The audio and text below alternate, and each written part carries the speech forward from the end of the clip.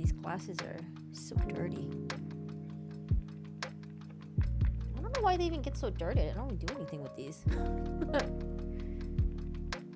There's like crap all over it. Oh, okay. Do I have the chat up? Oh, let's test it really quick. Testing. Oh, cool. Very nice. Hello, everyone. How are you doing today? Hope you guys are all doing well for the most part. Happy New Year. Can't believe it's already 2023. Oh my goodness, Rikta, I saw the little Discord post. It's so cute. Your little like piggy sculpture. Or it looks like a piggy bat. I can't tell. You're tired. Oh, hi Ashley. How are you doing today? Hello, hello. I was very tired yesterday and very moody. I don't know. I was just so moody. I think it's because it's like, I don't know if it's considered PMS or is it like pre-PMS, but usually a week before, you know, when it's a time of day, a month, I don't know. I get really moody, and I hate that. I wish there was a way to just get rid of it, you know? Hi, Melissa. How are you doing today? Hi, Captain Marvelous. Hello, Kay. How is everyone? I hope you guys are staying safe out there. Hi, STW. What is that anime icon? Is that from Hunter x Hunter? I can't really see. Well, actually, you know what? If I have my glasses, maybe I'll be able to see better. But yeah, Rikta, your sculpture in the Discord is so cute. I love it. I love the little face. I especially love the little pot belly. I'm all right. How are you? I'm doing okay. You know, we're just chilling. Nothing much going on. I did mess up my sleep schedule though a little bit, and I'm the type of person that's very sensitive to sleep. So if I mess it up, it kind of ruins my day, and I hate that. But I'm trying to fix my sleep schedule right now, and I think we're doing pretty good. Like yesterday, I went to sleep a little bit earlier, got to sleep through the entire night, like didn't get up to use the bathroom or anything. So that's like a goal of mine, to just get this good night's rest, you know, not get up often. So I've been doing that, and then I've been trying to, I've been working out more as well. And yeah, it's hard, man. It is Kilua, right? Oh, I love Kilua. Yes, I knew it. I knew it. I love Hunter x Hunter.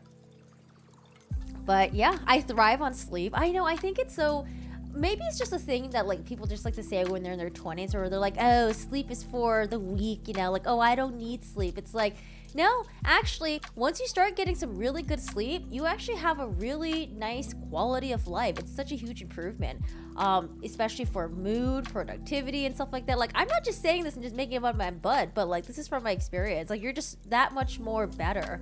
And I also don't drink coffee as well. So I know sometimes people are like sleep deprived, but then they like chug like a lot of coffee to get through the day. Like, nah, man, I can't.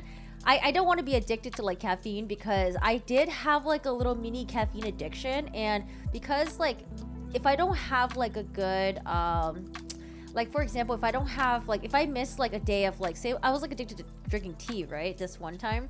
And so like if I missed drinking tea, or if I didn't have it in my possession, then I would be really moody and grumpy, and like I never wanted to be reliant on something like that. But yeah, for me it's just like, just get good sleep, and you know, try to drink a decent amount of water.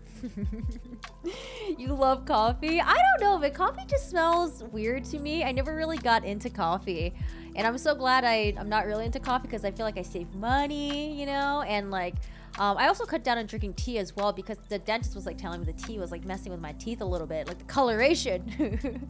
I would die without coffee. I think the thing was that when I was in high school, right, a lot of the kids that were addicted to coffee were the kids that, you know, were able to buy Starbucks. And I was like, Starbucks is really expensive. I think still is expensive, but like buying Starbucks when you're in your like high school time, like in college, it was just so expensive. But a lot of people, you know, would just budget just to make budget their money so they can afford to get Starbucks, like, you know, every day. For me, I just never really saw the point of it. I was just like, you know, like I'm good. Like I was hooked on, you know, the holiday drinks that would come out with like the pumpkin spice latte, the gingerbread lattes, and the eggnog stuff. Like I love holiday drinks like that, even though it's like gimmicky. But I just couldn't really get into it because Starbucks is just so expensive. But Hi, Bleep. How are you doing today? Fix your sleep schedule. You say you're retiring from Overwatch 2. No. My sleep schedule was never ruined because of Overwatch 2. I made darn sure of that because I did not want to have gaming to ruin my sleep schedule. The reason why my sleep schedule was ruined was because of I don't know, holiday.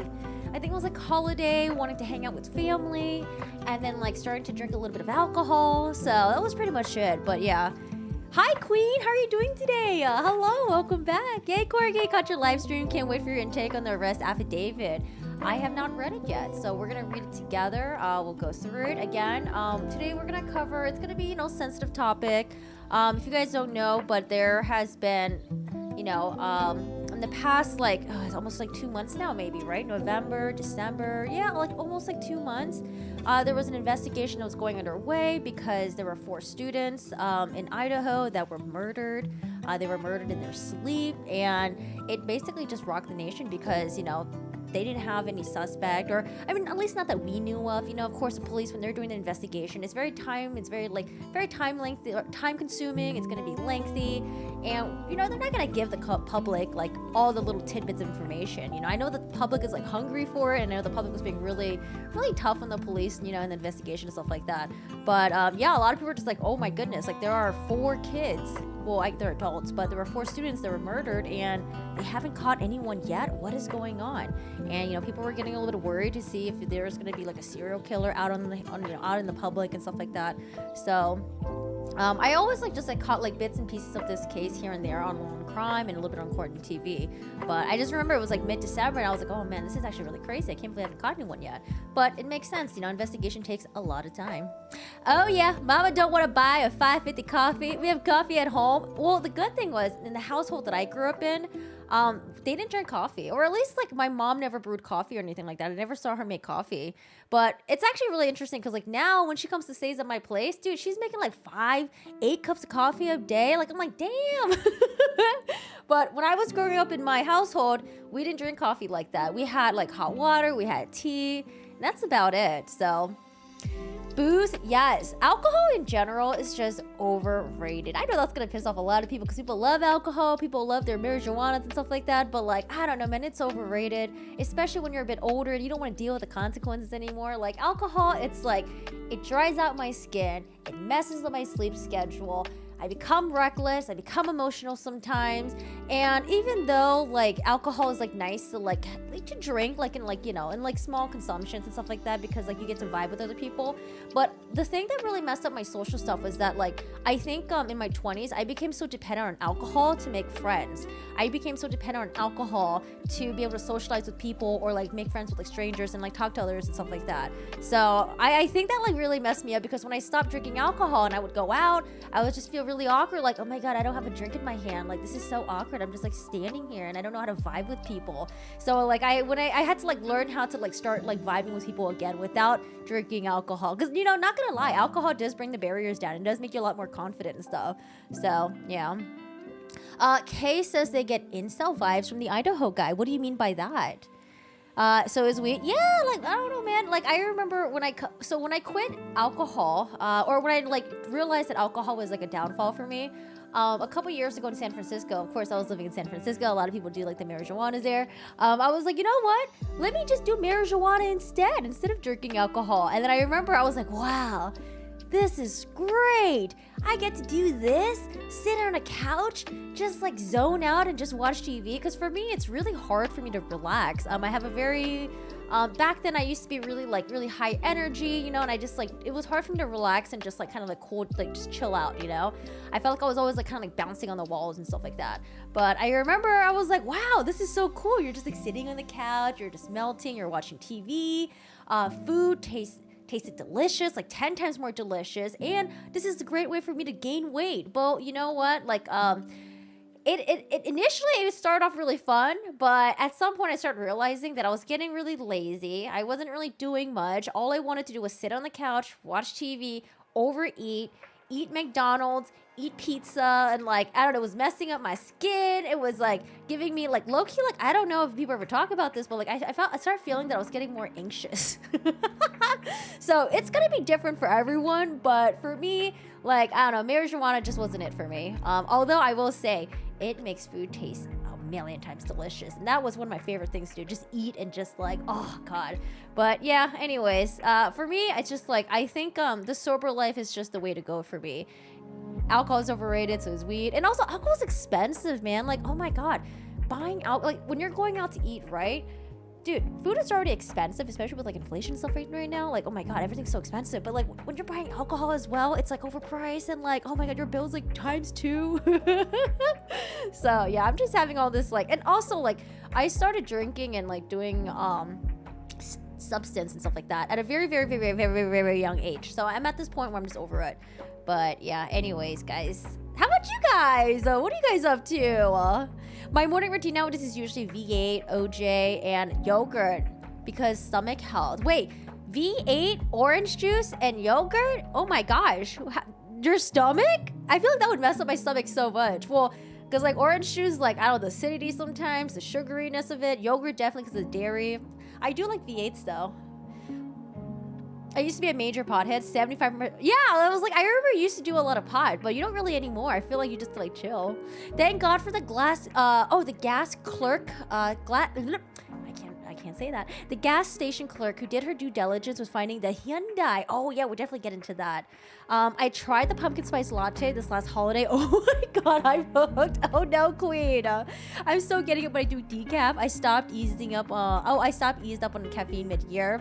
My daily is decaf lattes. Yeah, because I do have like, even though I cut down on like significantly like cut out like alcohol and like cut down, well, sorry, not just cut out, but like I cut down a lot here and there for alcohol, for like doing drugs and stuff like that. Now my addiction is like sugar. Oh my goodness, like, oh god, sugar.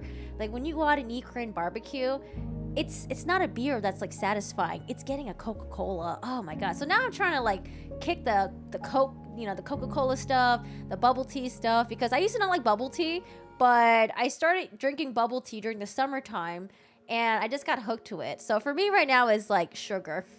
I need to be careful with the sugar stuff. Yeah, I hate most sugar stuff. Hi Richard, how are you doing today? Also tell Gizmo I said hi. You're currently a high functioning butthead. I mean, I know a lot of people that are. You got summoned for, jury duty. You're actually excited. When I was younger, I used to make excuses to avoid it. Now I finally got one. I've never, I don't think I ever got a summon for jury duty before. There was there one time? But it was actually when I had already moved out of state. I don't know. I feel like I've never got summoned for jury duty, actually. You're a huge sugar addict? Yeah, I have to watch my sugar intake, man. I don't know. We gotta be careful because we don't want to be addicted to that sugar. We gotta make sure that like this Coca-Cola is not gonna rot my teeth and stuff like that. But oh man, Coca-Cola is just so darn good. Oh, Coca-Cola with ice, with a straw. Oh man, just salivating right now just thinking about that. Ashley says agreed. I was never a sweet kind of person. Give me all the savory meat. I am a huge sweet tooth. Like I think right now, because I'm trying to figure out what's causing my like skin issue. So I'm pretty sure it's the soy though, because even though I've cut down on eating like gluten stuff, I do eat gluten here and there because, you know, sweets are so good. It's like cakes, pies, oh man, like bars and stuff like that. Like they're so good. But yeah, I'm trying to figure, I think because I'm trying to figure out what I'm allergic to, I've cut out things like dairy, so that's why like I haven't really been drinking the Starbucks shit anymore, because like whenever you do like milk substitutes, they always mess up my order. I always had like a stomach ache. That's why I was like, okay, I'm not drinking pumpkin spice latte anymore. It's expensive. They're messing up my stomach anyways, and the caffeine in it was like driving me crazy. Like I was bouncing off the walls. And then also for sweets, right? Like I cut down significantly on eating like cakes, donuts were like my weakness. Eating anything with like bread, bagels as well, like oh my god, so good. But yeah, I've cut down on so much crap because I don't know, I feel like my body just is not digesting things very well. But all I know is I'm pretty sure the soy is definitely messing me up. And I'm really sad because I love tofu. I love sweets. I learned to bake because I love baked goods. Baking is so hard. It's like I don't know. It's like a science. It's like chemistry. You mess up one step, or you mix like the things in like different orders and incorrectly, that like it just messes your entire thing up. Your girlfriend likes that you like to bake. That's awesome. E says, I'm starting more of a routine now where I want to be healthier this year. I'm working it so far. I even cut out eating a lot of junk food and stuff. Listen, right now my addiction is McDonald's chicken nuggets. Oh my God, McDonald's chicken nugget is so good. I'm trying to cut down on eating junk food too, because I typically don't like eating fast food, but man, when I had to move and I didn't want to cook, there was time where we're just like, let's just eat, like, you know, just get McDonald's, let's get Jollibees, let's get Burger King, let's get Wendy's, whatever. It's quick and easy. We don't have to use any pots, pans. We don't have to clean the dishes or anything. But oh my God, during those like 2, 3, 4 weeks when we're just eating fast food, I just became addicted to it. And then of course they sell it with Coke and Pepsi, and like, oh, that was just like making it way worse for me. Ice cream used to be my weakness too, but because I became lactose freaking intolerant like a loser in my 20s, it's really hard to find really good ice cream that tastes good, but it doesn't have dairy in it. Although I did find this ice cream sandwich that has been pretty good. And Trader Joe's does have some ice creams as well that uses like almond and coconut and whatever the crap. But I don't know. I feel like coconut just doesn't really taste that good sometimes. Kay says, Idaho guy. Looks like he was trying to overcompensate for something. I'm expecting the story to be he met one of the girls online. She pissed him off, so he killed him. Sugar, try switching to xylitol sugar. It's made such a huge difference, really, on your skin and weight. Well, I guess like for sugar, I don't add any sugar into my stuff. Like for example, my sugar intake just consists of things that are already cooked or already prepared, right? So it'd be like Coke, or like sometimes you get like those bubbly drinks that has like a little bit of sugar in it. Like I've never had Diet Coke and all that stuff before, because I can't take Diet Coke, man. That's just nasty. But it's not like it's not like I like put like sugar in my coffee or tea, or like I use like make baked goods or anything like that. But yeah, it's just like stuff that's already made. Like for example, you know when you go to McDonald's or you go to Jollibee's and you get their peach mango pie. Oh my God, it's so good. Richard says, I'm sorry you're lactose intolerant. My girlfriend takes lactase and takes it like a champ. I used to, but I think it was messing up my skin. Like even though I was taking lactase to break down the lactose enzyme, I still think that it was like messing up my skin or something. I don't know. I'm currently off my acne medication right now, so I'm really scared to go gung-ho on like dairy or like soy, you know. I'm trying to see like for the next like couple months, I'm going to see how my diet is right now. Like just like kind of like, you know, cutting down on like, you know, on the soy. Like actually I'm not trying to eat soy at all, but except for like soy sauce, but like yeah, really cutting down on like soy, definitely no tofus and stuff like that. Trying to not eat as much gluten, and that's really hard because gluten stuff tastes really damn good. And then like, oh, definitely like not the cheese. Your skin looks good. Yeah, it's because I think the acne medication is still in effect. It usually takes a couple months for it to wear off, where my skin will come back and be like, surprise, mother effer. So we'll see. We will see how that goes, because last year when I stopped taking my my acne medication, 3 months afterwards, by December time, my skin was like a crap show. And it's not like you can see it on camera. It's a texture thing. When there's a bunch of like little white dots everywhere, and like honestly, it's like the opposite of tryptophobia, because like tryptophobia is holes, right? But this one's like little bumps everywhere, and like, oh God, it made me want to like just like rip my skin out. Jesus. DMC says, I'm trying to cut down on fentanyl and crack. Well, good luck. It is the year 2023, so maybe you'll make some great changes in your life. That's fair. Your skin is great though. It's also makeup as well. Like if I take off my makeup right now, you can see there's like discoloration, but I don't really care about the discoloration. It's when the little tiny pimples come out where you start seeing the little bumps and stuff, where I'm just like, ugh, gosh, no. Ugh. Hi Cecilia, how are you doing today? How's it going? Did anyone watch Bryan Kohberger in court today? So they didn't allow a live streaming in the courtroom. However, they allowed cameras in there, and they allowed everyone all the news crews and stuff like that to record, and they were able to publish after it was over. So I watched like a little bit of it. It was really short. It was about like a 10-minute, like I think he just appeared there for like 10 minutes. Yeah, right from Court TV. Okay, I think I watched it on Court TV, or no, it was with Chanley Painter. So yeah, with Court TV. E says, I think my overall biggest challenge is eating 3 meals a day, because I used to eat only once a day. It would be like 2 McDonald's meals in one sitting. I ended up being skinny fit into a big belly. Oh no. Oh lordy.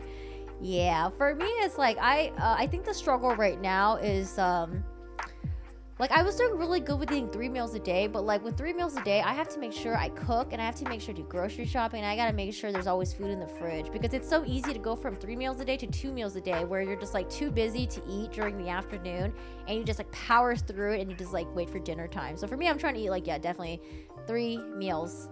Am I watching the YSL Rico case? I know it's supposed to be happening. Is it this week? Next week? I know it's supposed to be happening this month.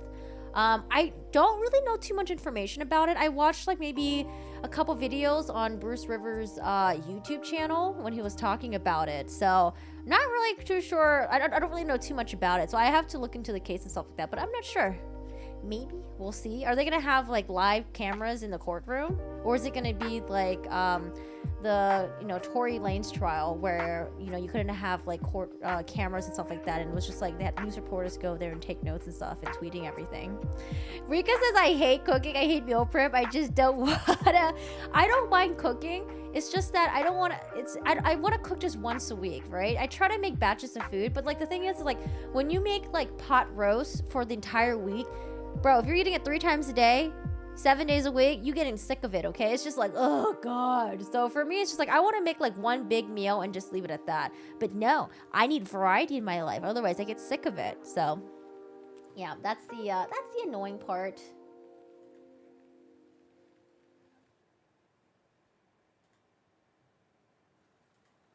Oh, make sure you guys remind me if I to turn off my music when we start talking about this. Let me find, let's see, should we go over the affidavit first and then we can look at, let's watch the court video first and then we'll look at the affidavit. Let's do that. Oh, Rick says, I only want to cook for me. Yeah, I don't understand. People with children, how do you cook for a family of 3, 4, 5, 6 plus? Like, I don't know, man. Cooking for me and Dennis is already kind of like annoying enough, but like, dude, cooking for like kids and stuff like that, that's a lot of mouths to feed, man. That's a lot of cooking. Bleep. I started eating home more. I started working out, if you call it that. It's like 15 push-ups, 25 sit-ups a day. It helped tremendously, and you're forming your abs back again. Yay! It's just all underneath there, they're still there, just underneath there. Freeze the leftovers. Yeah, I need to probably learn how to do that. Like, can you just freeze anything? Like, can you freeze like pot roast? Like, I'm sure it'd be fine. I don't know. And I gotta get containers for it too as well. The other thing is I don't have enough plastic containers. Same, can't eat like 2-minute noodles anymore for that reason. I can't do the 2-minute noodles anymore because they just don't taste good to me anymore. I don't know. Like Shin ramen will like 50-50 taste really bomb, and the other 50 just tastes like crap to me, and I'm really sad because I used to be super addicted to instant noodles. You can add more ingredients and have to wash more dishes, probably. Hi, old fashioned. How are you doing today? You know what I like? And I know this sounds really funny, and if anyone here is like misogynist, hopefully not, we'll be laughing. I actually like washing the dishes, and I think it's because for me, I like instant gratification. So like you have like a pile of dishes in front of you, it's really dirty, but the moment you start doing it, you get instant gratification from it just being clean and like having a clear sink. I don't know. I love washing the dishes. It's just, I don't know. For me, it's been therapeutic. I used to hate washing the dishes, but now I'm like, I don't know, cleaning, vacuuming, it's like therapeutic to me because you just get that instant gratification, especially when you have dog hair everywhere and you're vacuuming, you're just like, oh, look at all that dog hair just disappearing. Oh, love it. I have a big family of 10. Hi, Fatima. Are you the only one that cooks, or does anyone else help you cook in the family? Get your kids to cook, Ramen, eggs is quick. I don't know about quick and healthy, man. I don't know. There ain't no veggies in there. Eggs is like high cholesterol. Ramen is just like doo-doo. Like, I don't know, man. The trick is to refrigerate for 12 hours or so. Before freezing. Anything without cheese or milk. Freezes really well. Okay, good, because like I can't be having cheese or milk anymore. I just made like chicken pesto dish with, that sounds so good, with broccoli as one side and rice. That has been my meal prep shit for a couple months now. Wait, chicken pesto dish. How do you make the pesto? Do you make it like yourself, or do you go get like pesto sauce? I heard people go to like they go to Costco and get like their pesto sauce or something like that. Believe states washing the dishes, but at the same time I hate going to the sink and seeing dishes. Yeah, I don't like seeing dishes in the sink. I don't like seeing mess. For me, I like to see everything clean. But like, ew, when it hardens and crusts on the dishes, ew, no, that's so nasty. Eggs are healthy. Listen, there was this one time where I came back from Korea. I didn't want to cook anymore. So all I was eating, I think I ate like 2 boiled eggs a day or something. Or maybe 2 boiled eggs a meal. I don't remember. But eggs, the yellow part, way too much high cholesterol. I did my blood test and they were like, you have really high cholesterol. And I was like, well, it's probably because I've just been eating a lot of eggs. So eggs can be maybe healthy-ish. I don't know, but just be careful because the yellow part does have high cholesterol. Oh, hello from Bangkok. Hi, Alexis. How are you doing today? Wait, what are you doing in Bangkok? Are you visiting? Do you live there? Because I want to go to Bangkok. I'm actually thinking we should move to Bangkok, man. Everything is just so cheap there. Hi, Tim. Tim says hi from Denmark. Well, hello there. How is everything in Denmark? Is it cold over there right now in Denmark? It is, right? E says, I hate dishes. My damn siblings eat all day and don't clean them after them damn selves. I do find cleaning therapeutic, though. I feel like I'll enjoy it more when I graduate and move out. Yeah, it's just therapeutic because, again, for me, my type of personality, I love instant gratification. So you clean one dish, you get that gratification that, oh, that's one less dish in the sink, right? And, like, I love seeing things being clean. I love seeing, like, the transformation of it. But, yeah. Oh, it's rainy over there. It's rainy in LA, too. I don't know, maybe it's a good thing because rain equals no fireworks on New Year's. So we barely already heard any fireworks. So it's just been raining all week. And I feel like people are just going to have like fireworks, like a bunch of fireworks just like, piled up in their house right now. And the moment it stops raining, they're just going to shoot them all off. Cleaning up after other people annoys everyone, I think. Yeah, I think it's just because like it just feels like you're unappreciated and it feels like they're being inconsiderate and people don't like that, and maybe feels like you're being taken advantage of. So, but I do remember though when being a kid, washing dishes suck. Ain't nobody want to do no darn chores. Nobody wants to wash the dishes. No one wants to do the laundry, folding clothes. Ew, like, oh God, what a waste. Why do that when you play video games? Yellow, thank God you don't overboil some blasphemous people and boil them until the yolk. Wait, what? Wait, until the yolk is green? I've seen green yolk when you have boiled eggs. When it's like slightly green. Is that what you're talking about or something else?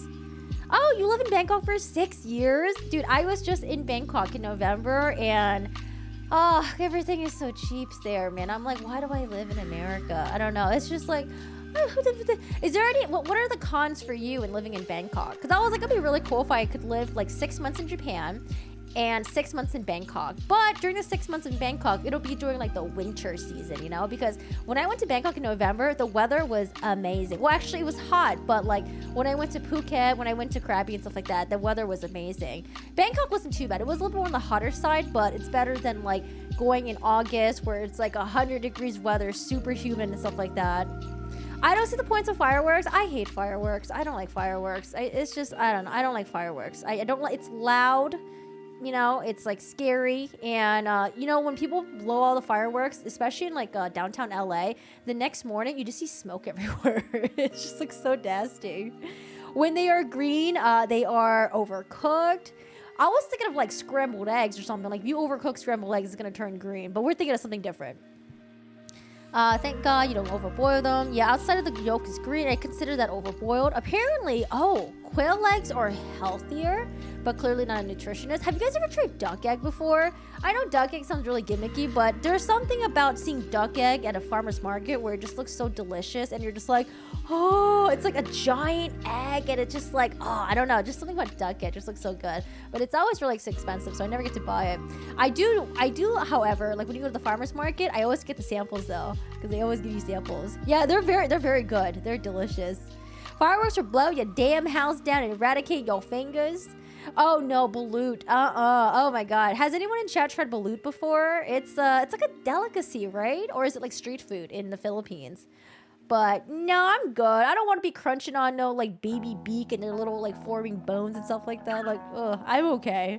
I love duck egg. The yolk is like extra big. Yeah, it looks so good. Oh man.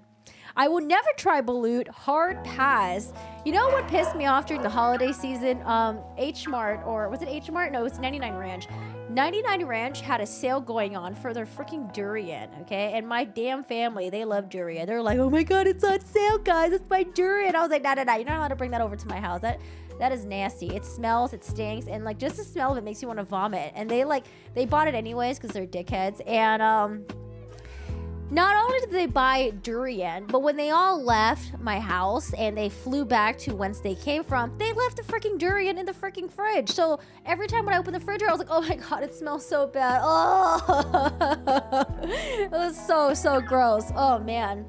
But at least balut probably doesn't have like a smell. I think like with balut, it's a texture thing. You love duck meat. Duck meat is also good, but if you overcook it, it's just like greasy and nasty. Ooh, I like the Peking duck thing when you wrap it up.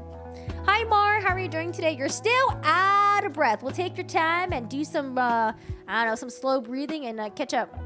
I had a few times at a Chinese restaurant. It was amazing. Yeah, if you ever get like the Peking duck with like the little thin pancakes, they're so freaking good. All right, I'm gonna use the bathroom really quick.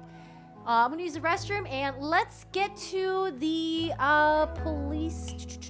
The probable cause affidavit, and it's actually, oh, it is 19 pages. So 19 pages of that, and then we'll watch some. Well, actually, maybe we'll start off with the court footage. Yeah, I think that's what we'll do. We'll start with the court footage, and we'll do the affidavit. So I will be right back. I'm gonna use the restroom really quick, and let me see what my dogs are barking at.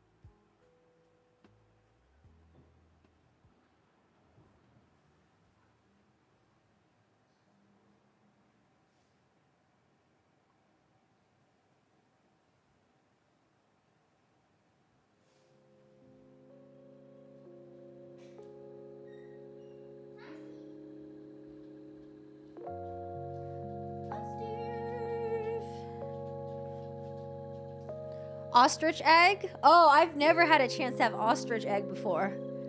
Is it even bigger? It tastes like duck eggs, but it's a bit stronger. I want a dinosaur egg. Give me a T-Rex egg. I just noticed chat is frozen on the... Wait, they are? Oh, they are.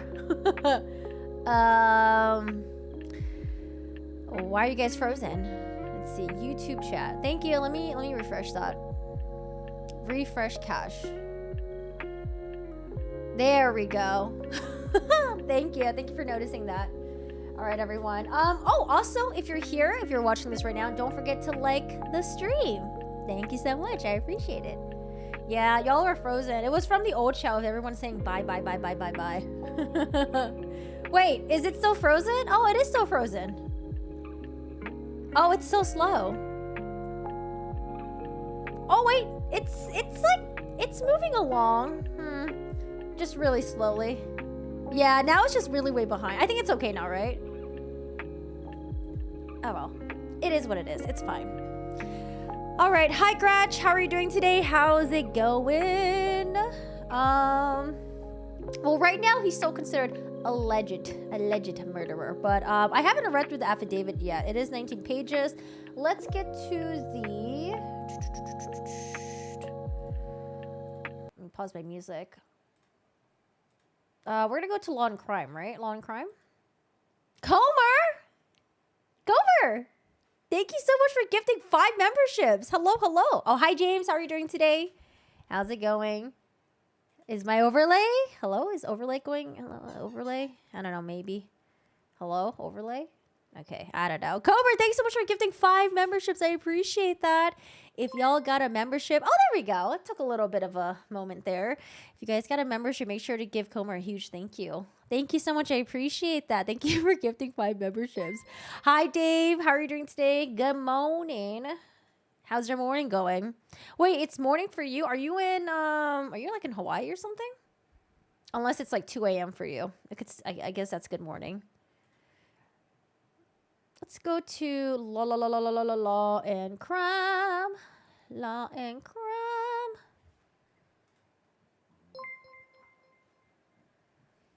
We'll look forward to talking with you. Yay, there you go. It took a moment there, but there you go. Ah, Australia. Good morning. How's the storm in LA, by the way? Well, by storm, you mean by, like the major rain that we've been having? It's just a lot of rain. That's about it. But we weren't having like a crazy blizzard or anything like that, like the country was having. Okay, everyone. So right now, this was streamed a couple hours ago. So Bryan Kohberger live in court. And afterwards, we are going to read the probable cause affidavit that was released today. Yeah, thank you, Comer. Thank you. We appreciate it. Oh, God. We got a little corgi here that's geeking out right now. All right, let me put up the audio and... Ooh, audio might be too loud. Let's watch. Are witnesses called against you? Call witnesses on your own behalf and compel witnesses to be present and testify at the state's expense. You have the right to be represented by a lawyer. If you cannot afford one could be appointed to represent you based upon your financial need. You also have the right to appeal any conviction in your case. Do you understand these rights? Oh, no, the subtitles aren't available right now. All right. I think you guys can hear. I think we should be fine. Yes. I am now going to That's go him over right the there, criminal Bryan complaint Kohberger. with you. Count 1 of the criminal complaint charges you with the felony offense of burglary. It alleges that the I kind of do wish the camera just focuses on him because I want to see his reactions, like little micro movements, maybe like eye twitches, like lip quivers and things like that. Like I just focus it on him. I just want to see him. Because Chanley Painter afterwards, she was in court, by the way. She did mention that she thought that Bryan Kohberger seemed very confident. I think that was the word that she used. Confident. He was answering the judge, made eye contact. However, when he went to the courtroom, he wasn't making eye contact with anyone. He was looking on the floor. And when he got to where he was sitting at right now, where they're sitting at right now, he would make eye contact and talk to the judge very confidently and stuff like that. defendant, Bryan C. Kohberger, on or about November 13th. But what I did that was interesting, though, was that he did not look at any of the families. Apparently, when he walked in, he just stared on the floor and didn't look at any of the family members or anything in the gallery. Oh, no. Oh, no. You gotta get out of here. Come here, guys. Come here. Come on. Bye, Steve. We'll hang out over there. You can come squeak in maybe 30 minutes. All right, Sir Squeak-a-Lot has been ejected. Poor guy. He's like, but you bought me this toy. You telling me I can't squeak this? Not right now, Steve. Of 2022 in Latah County, state of Idaho, did unlawfully enter a residence located at 1122 King Road, Moscow, with the intent to commit the felony crime of murder in violation of Idaho Code 18-1401 and 1403. The maximum penalty for that offense, if you plead guilty or found guilty, is not less than 1 year in prison, no more than 10 years in prison, and or a $50,000 fine or both. Do you understand? Yes. Count 2 alleges that you committed the felony offense of murder in the first degree. It alleges that the defendant, Bryan C. Kohberger, on or about November 13th, 2022, in Latah County, state of Idaho, did willfully, unlawfully, deliberately, with premeditation, and with malice aforethought, kill and murder Madison Mogan, a human being, by stabbing Madison Mogan, from which she died, in violation of Idaho Code 18-4001, 4002, 4003. I don't know why we're looking at the judge right now. I want to look at Bryan The maximum penalty Kohberger. for this offense, if you were to plead guilty or be found guilty, is death or imprisonment for life. Do you understand? Yes. Count 3 alleges that you committed the felony offense of murder in the first degree. It alleges that the defendant, Bryan C. Kohberger, on or about November 13th of 2022 in Latah County, state of Idaho, did willfully, unlawfully, deliberately, with premeditation, and with malice aforethought, kill and murder Kaylee Gonsalves, a human being, by stabbing Kaylee Gonsalves, from which she died, in violation of Idaho Code 18-4001, 4002, 4003, 4004.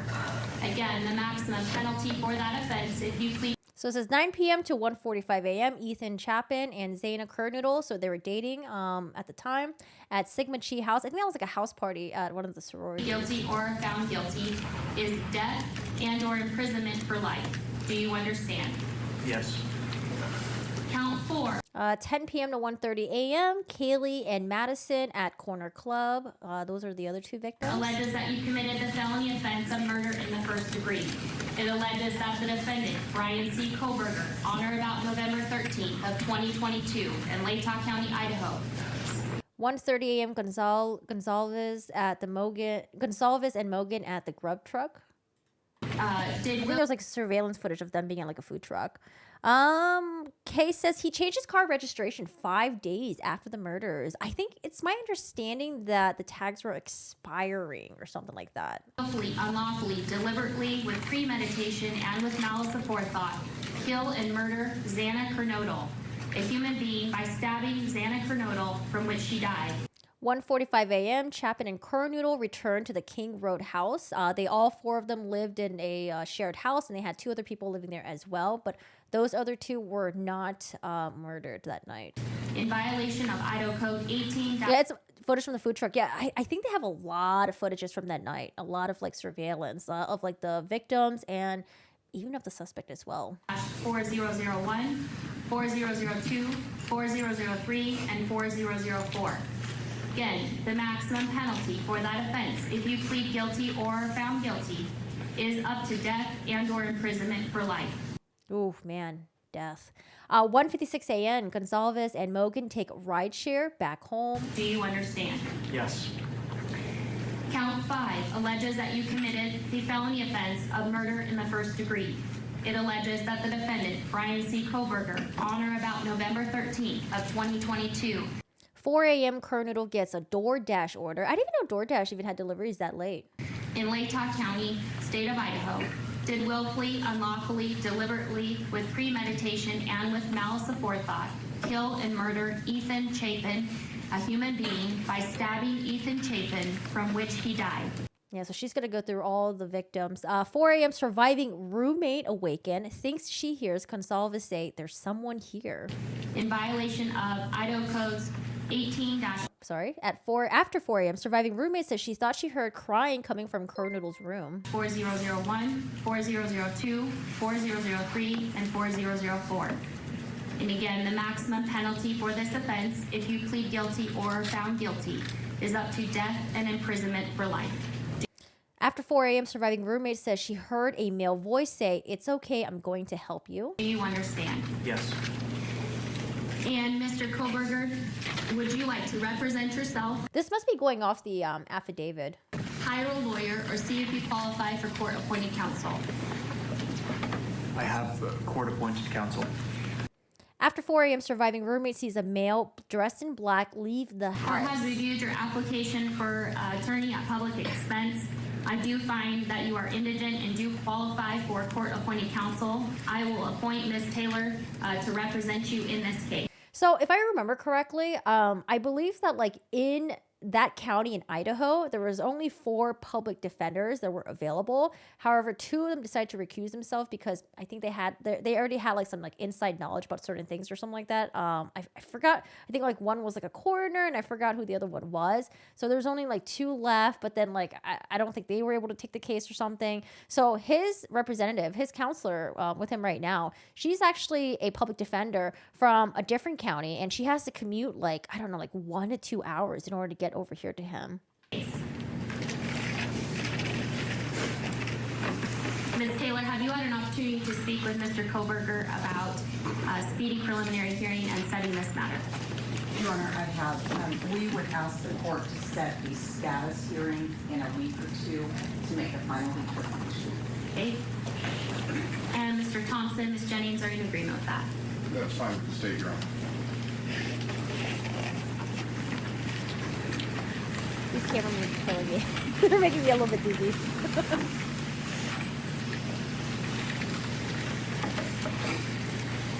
And we'll go ahead and set this matter for a status hearing then on the calendar on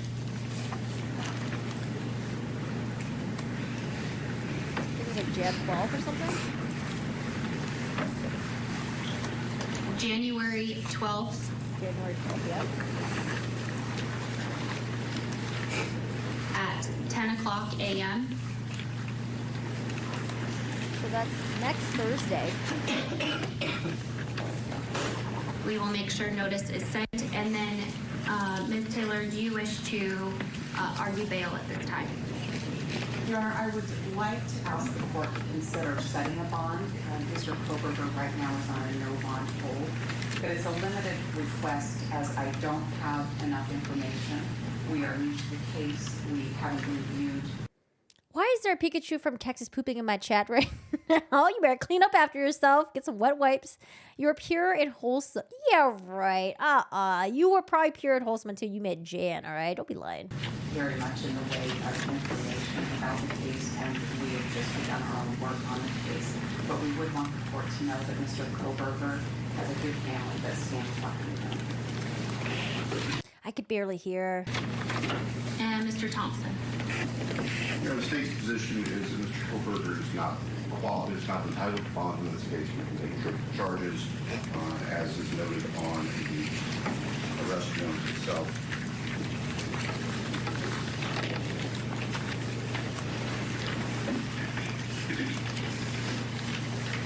Idaho Code 19-816, 19-2903 both specify that given the petition penalties in this case, there's no right to bail. The defendant was arrested 3,000 miles away across the country, where his family is. We would ask that he remain in custody. No bail. Yeah, so the murder happened in Idaho. He was I believe, a teaching assistant in Washington, which is only about, I think, like where he lived was like 10 minutes away from where the murders happened, right? Was it where he lived or was it where the campus was? I have to relook at that up. But him and his dad did a cross-country road trip all the way from Washington to Pennsylvania, which is, that sounds like a horrible idea. Why the heck would you do a cross-country road trip? I don't know, man. That's why. At this point in time, pursuant to Idaho Criminal Angelica is where he lived. Okay, I'll have to look at that. 46B and Idaho Code 18. Oh, you know what? It might state in the affidavit. 19-816 and 2903. I am going to leave the bail set at this case as no bail at this point in time. No bail. Until I have additional or further information at a later date and time. So with that, then Mr. Kohberger, you will be remanded in custody and remain in custody on the no bail pending further proceedings in this matter. Is there anything further in the case then for today, Mr. Thompson? Yes, Your Honor. The state is asking for no contact orders for various family members of the deceased and also for the surviving roommates. I've spoken briefly with Ms. Taylor. She indicated there's no objection. Ms. Taylor, is that correct? That is correct, Your Honor. So I will go ahead and issue those no contact orders. So I do have a no contact order then for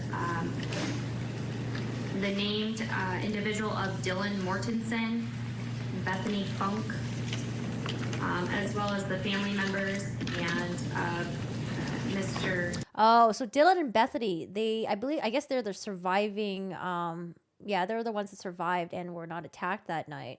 So they're ordering a no contact order for the two surviving people and then also for the family members as well. Chapin, the family members of Ms. Pernodal,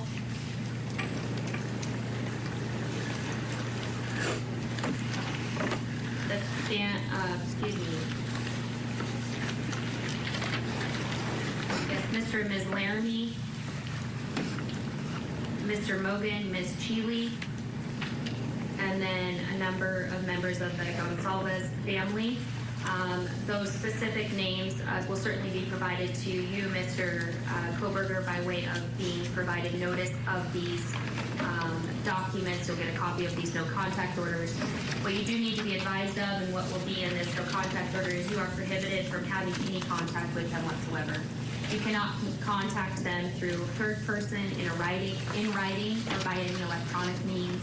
You cannot Facebook, Snapchat, Twitter, Instagram, use the phone to communicate with them or otherwise. So like when the judge, I'm just going back a little bit. So when the judge tells him that there's going to be no bail, like if you were in his position, but you were an innocent person, you'd be like, oh, fuck. Oh, no. I have to stay in prison until this case is like tried and everything. Like, you'd just be like, oh, my God. Like, if you were like innocent, right? But he was just like, yep. But again, I could just be overreading because, people do act differently in different situations, stuff like that. But if it was me, I would have been like, fuck, like, oh my God, to be in fucking prison. Like, oh my God, it's going to be like a year or two. Like, oh my God, what am I going to, I think like, is it a year that you get your trial? Like, I don't know, there could be delays and stuff like that. Like, oh my goodness. Any form of communication in direct or indirectly with them. You cannot engage. The hell was that noise? Hold on, someone, the heck was that? Oh, give me a second.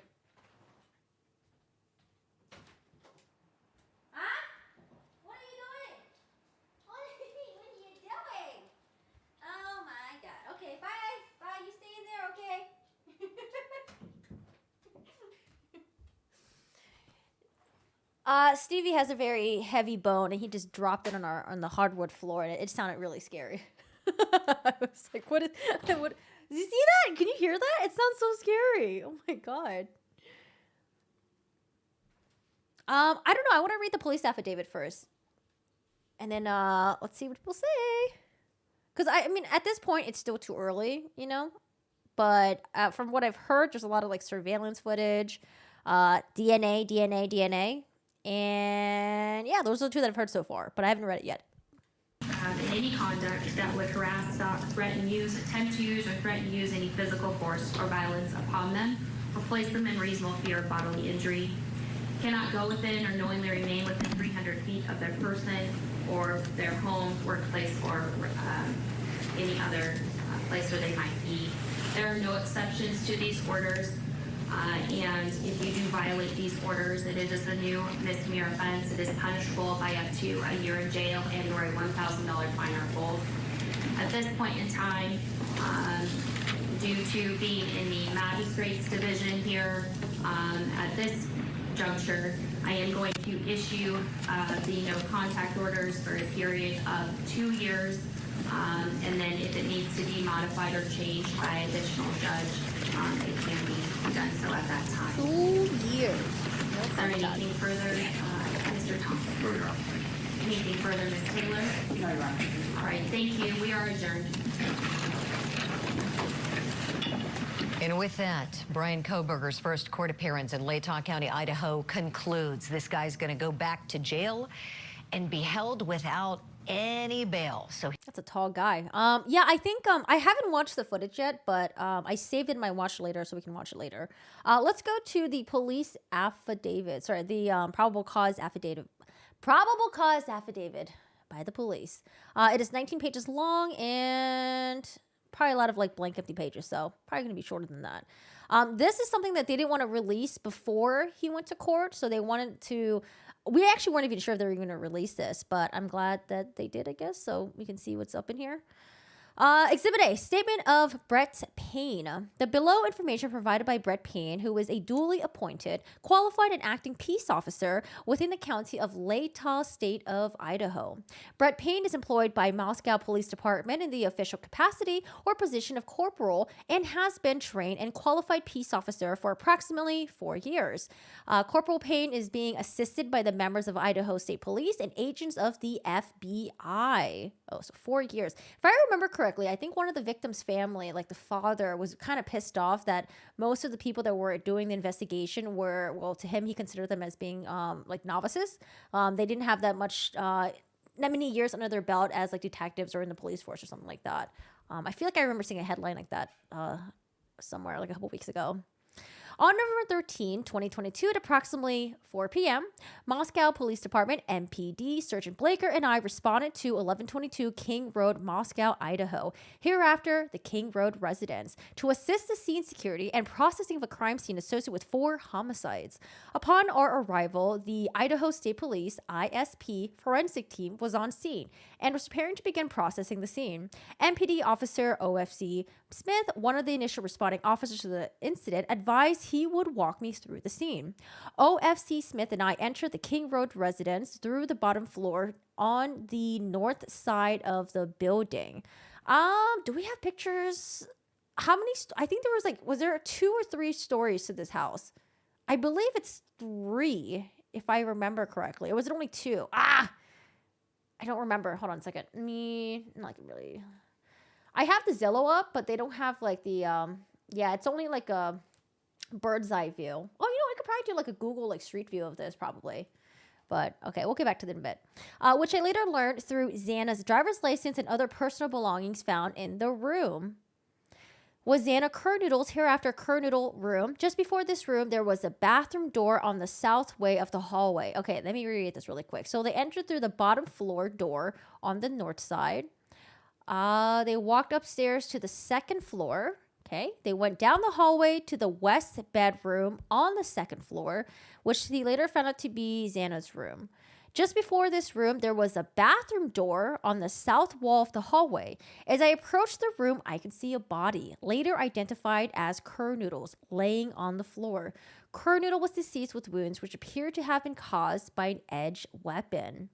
Also in the room was the male, later identified as Ethan Chapin, hereafter Chapin.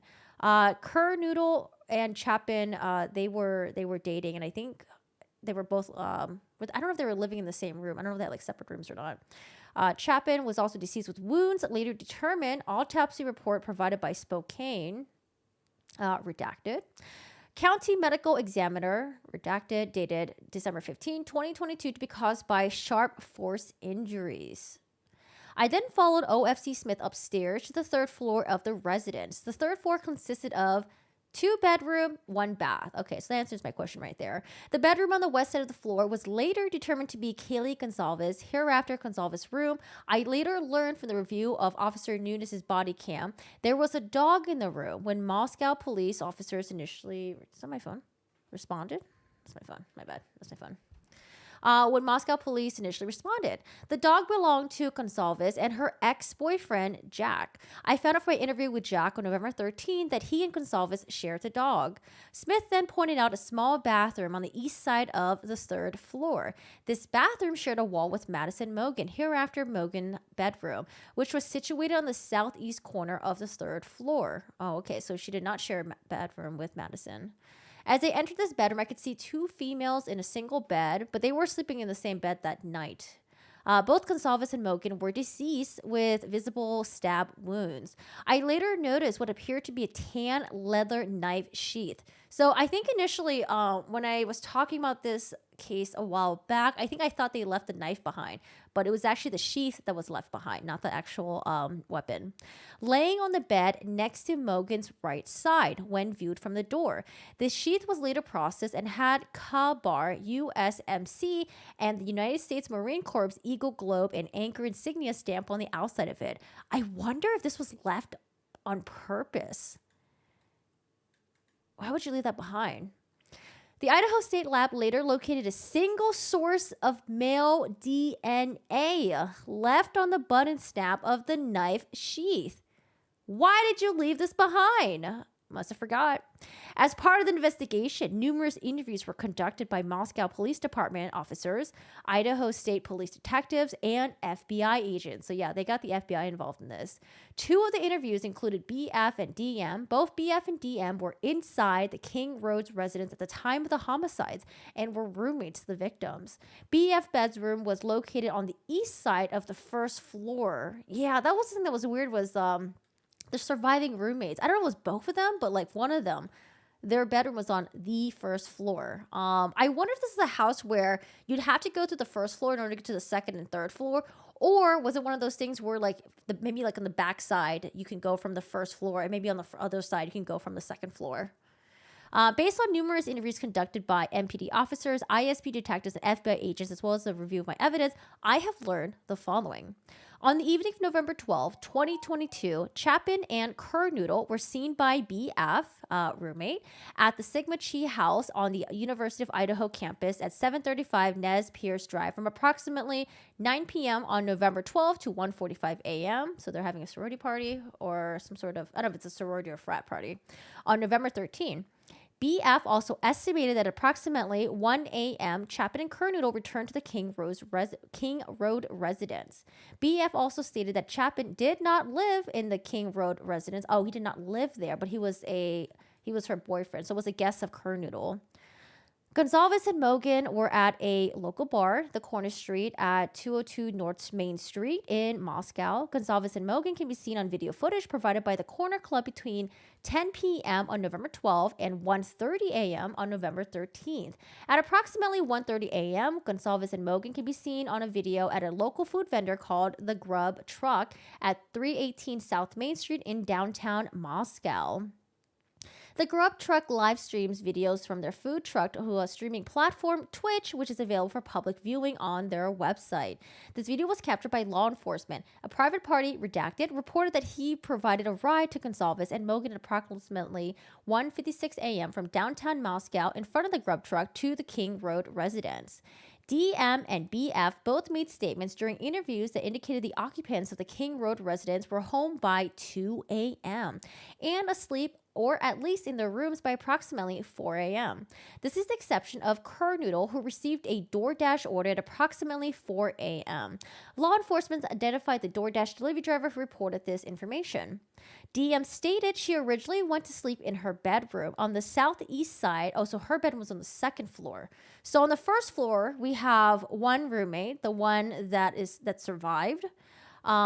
On the second floor, we have another roommate, and we have both Zaina and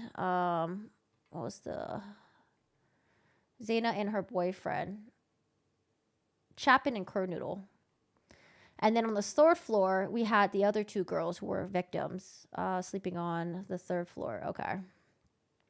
DM stated she was awoken at approximately 4 a.m., but what she stated sounded like Gonzalez playing with her dog in one of the upstairs bedroom, which was located on the third floor.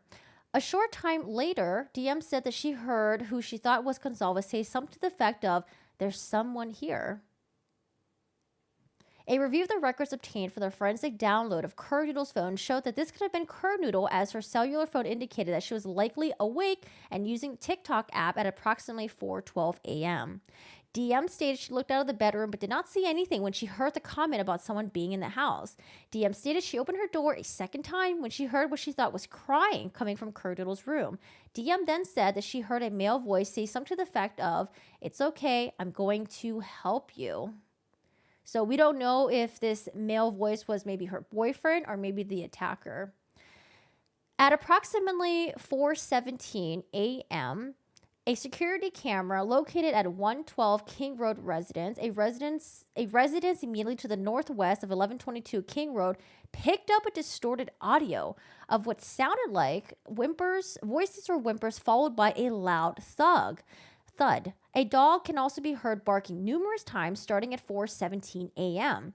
The security camera is less than 50 feet from the west wall of Kerr Noodle's bedroom. So this is a neighbor's surveillance camera.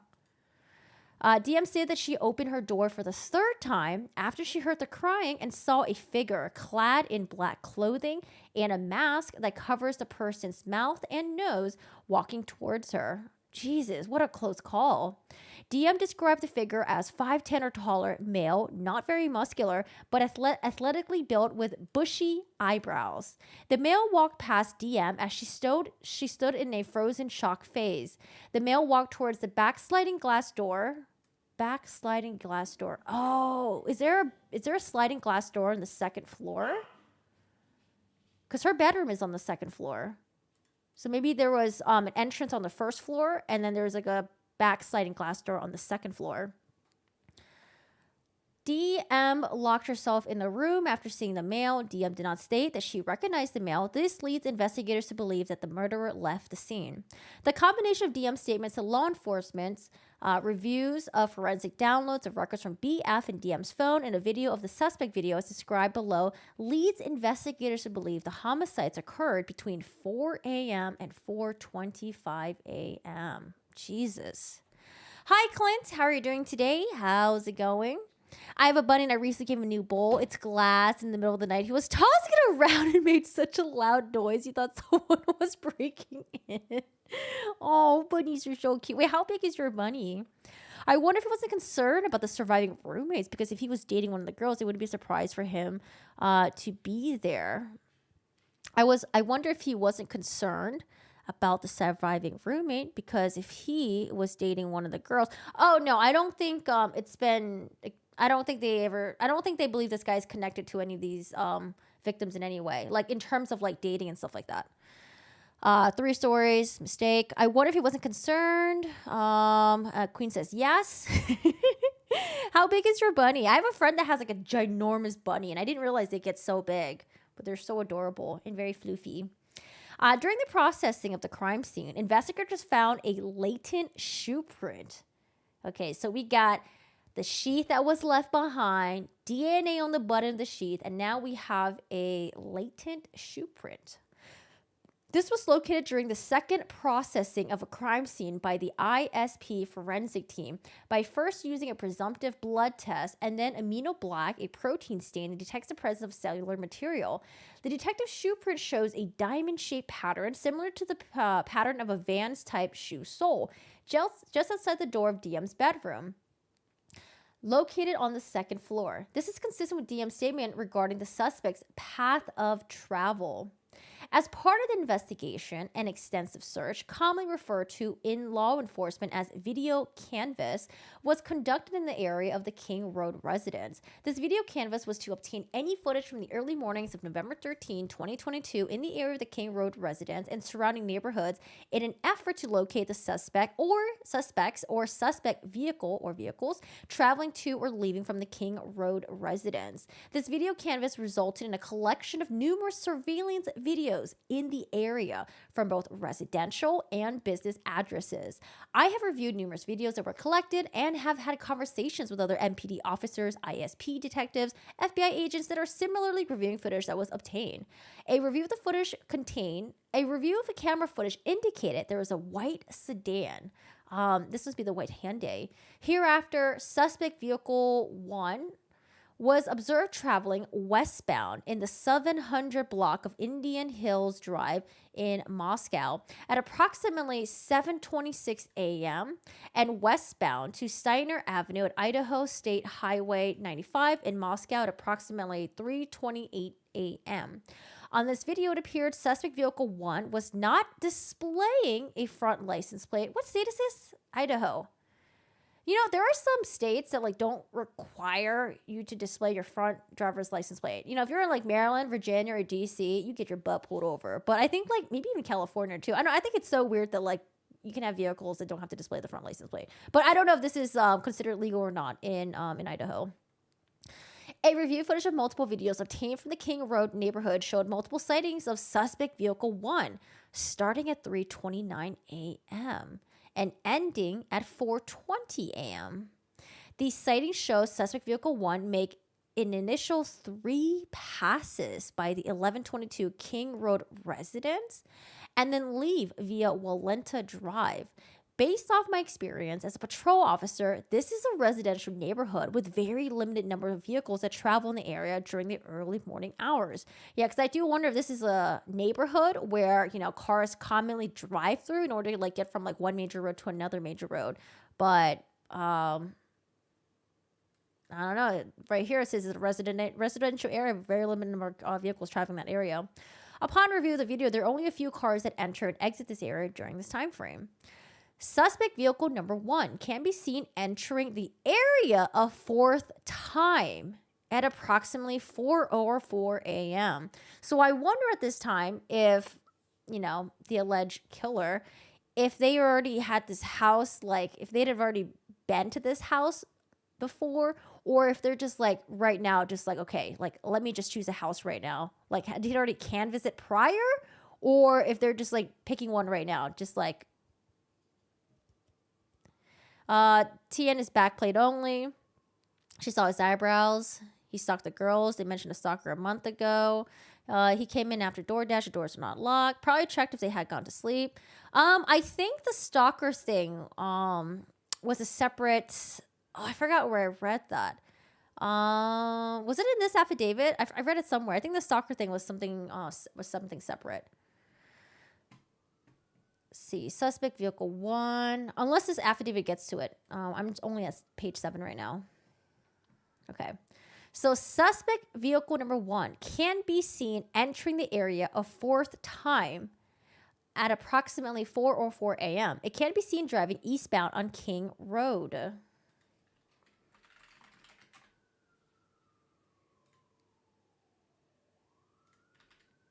Oopsies.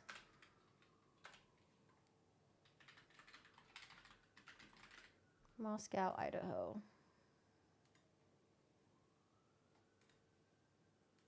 All right, let's pull it up on Google Maps. So this is 1122 King Road, Moscow, Idaho, and it's like, yeah, it's a dead end road. It wouldn't make sense for you to have to like see. There's a highway right here. It doesn't seem like you need to take this way to get to like another major road or something. You know, unless you're taking the long way, like going over here all the way, like weaving through here to get out here. So this house is right here. All right. So fourth time at approximately 4:04 a.m., it was driving eastbound on King Road. When suspect vehicle number 1 is in front of the King Road residence, it appeared to unsuccessfully attempt to park or turn around in the road. So again, it's like a little dead end right there. The vehicle then continued in the intersection of Queen Road and King Road, where it can be seen completing a 3-point turn and then driving eastbound again down Queen Road. So this is King Road right here. Ah, here it is. So this is King Road right here. Can y'all see my mouse? There we go. This is King Road right here. Here's Queen Road, and he does like a 3-point turn somewhere around here. And then driving eastbound again down Queen Road. So maybe down this way. Interesting. Okay. Suspect vehicle number 1 is seen departing the area of the King Road residence at approximately 4:20 a.m. at a high rate of speed. Suspect vehicle 1 is next observed traveling southbound on Walenta Drive. Walenta right here. So they're going this way, and this is Walenta Drive right here, going southbound. Okay. Based on my knowledge of the area and the review of the camera footage in the neighborhood that does not show suspect vehicle 1 during that time frame, I believe that suspect vehicle 1 likely exited the neighborhood at Palouse River Drive and Conestoga Drive. So maybe down here, I guess. Palouse and let's see, where do we have that? So he's going down Walenta. Oh, here's Conestoga right here. And let's see, Palusa. Conestoga. And then Palos. I don't know, somewhere around here. Oh, here's Palos Ice Rink. Ah, so here it is. Conestoga right here. And then going down here to Palos River Drive. Okay. Palos River Drive is at the southern edge of Moscow and proceeds into Whitman County, Washington. Eventually, the road leads to Pullman, Washington. Pullman, Washington is approximately 10 minutes away from Moscow, Idaho. Both Pullman and Moscow are a small college town. People commonly travel back and forth between the two of them. So, into Whitman County. Oh, I see. So here's Idaho right here. So I'm zooming out. So we got Idaho right here. And if you go all the way down this road that they mention, you cross into Washington state lines. Okay. And it's approximately 10 miles away from Moscow, Idaho. Law enforcement officers provided video footage of suspect vehicle 1 to forensic examiners with the FBI that regularly utilized surveillance footage to identify the year, make, and model of an unknown vehicle that was observed by one or more cameras during the commission of a criminal offense. You're making food. You'll be right back. Alrighty. Hi, Valve. How are you doing today? How's it going? He passed the house numerous of times. He was watching them. I heard he did it because he wanted to prove himself that he's smarter than the cops. I think that's just like speculation that people speculating right now. He wasn't smarter. He left the knife sheath in the scene. He left DNA. What if he sold that knife? Why is the DNA on the sheath? Hola. Hi, Brandon. How are you doing today? You're tired? Why are you always tired, Ed? Get your sleep in. Not the sheath was in the scene. It's him, no doubt. They probably got more DNA, now said in the affidavit. I bet the girl snatched him with her nails. Only got a little bit of sleep. Oh no, were you playing video games last night? Is that why? Let's see. The forensic examiner has approximately 35 years law enforcement experience with 12 years at the FBI. His specific training includes identifying unique characteristics of vehicles, and he uses a database that gives visual clues of vehicles across states to identify differences between vehicles. After reviewing the numerous observations of suspect vehicle 1, the forensic examiner initially believed the suspect vehicle 1 was a 2011-2013 Hyundai Elantra. Upon further review, he indicated it could also be a 2011-2016 Hyundai Elantra. As a result, investigators have been reviewing information on persons in possession of a vehicle that is 2011-2016 white Hyundai Elantra. Investigators were given access to video footage on the Washington State University campus located in Pullman, Washington. A review of the video indicated that approximately 2:44 a.m. on November 13, 2022, a white sedan, which was consistent with the description of the white Elantra known as suspect vehicle 1, was observed on WSU surveillance cameras traveling north on Southeast Nevada Street at Northeast Stadium Way. At approximately 2:35 a.m., a white sedan, which is consistent with the description of the white Elantra known as suspect vehicle 1, was observed traveling southeast on Nevada Street in Pullman, Washington towards 270. 270 connects Pullman, Washington to Moscow, Idaho. This camera footage from Pullman, Washington was provided to the same FBI forensic examiner. The forensic examiner identified the vehicle observed in Pullman, Washington as being the 2014-16 Hyundai Elantra. At approximately 5:25 a.m., a white sedan, which was consistent with the description of suspect vehicle number 1, was observed on 5 cameras in Pullman, Washington, and WSU campus camera. The first camera that recorded the white sedan was located at 1300 Johnson Road in Pullman. The white sedan was observed traveling northbound on Johnson Road. Johnson Road leads directly back to West Palouse River Drive in Moscow, which connects to Conestoga Drive. The white sedan was then observed turning north on Bishop Boulevard and northwest on 270.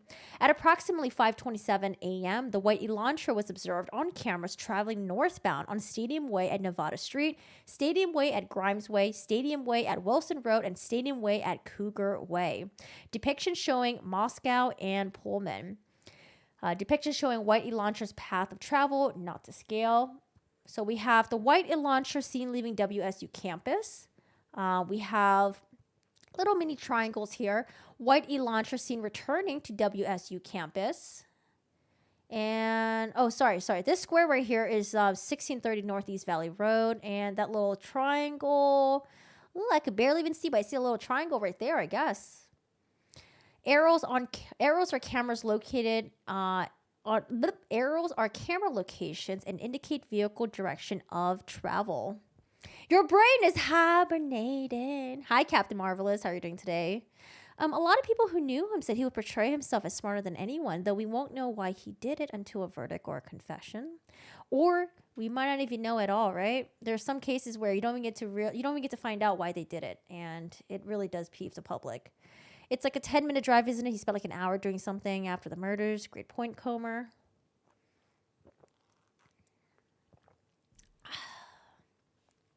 On November 25th, 2022, MPD asked area law enforcement agencies to be on the lookout for a white Hyundai Elantras in the area. On November 29, 2022, at approximately 12:28 a.m., WSU police officer Daniel Tiengo queried white Elantras registered at WSU. As a result of that query, he located a 2015 white Elantra with a Pennsylvania license plate LFZ 8649. The vehicle was registered to Bryan Kohberger, hereafter Kohberger, residing at 1630 Northeast Valley Road, apartment 201, Pullman, Washington. 1630 Northeast Valley Road is approximately 3/4 of a mile from the intersection of Stadium Way and Cougar Way, last camera location that picked up the white Elantra. 1630 Northeast Valley Road. 1630. 10 minutes, right? 20 minutes? Steptoe Apartments? Driving. Just 20 minutes here. And then, wait, actually, which way did he take again? I'd have to look at the affidavit.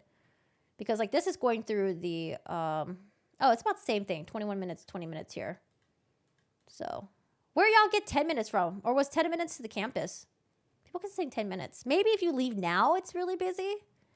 Leave, depart, arrive by. Maybe it depends, right?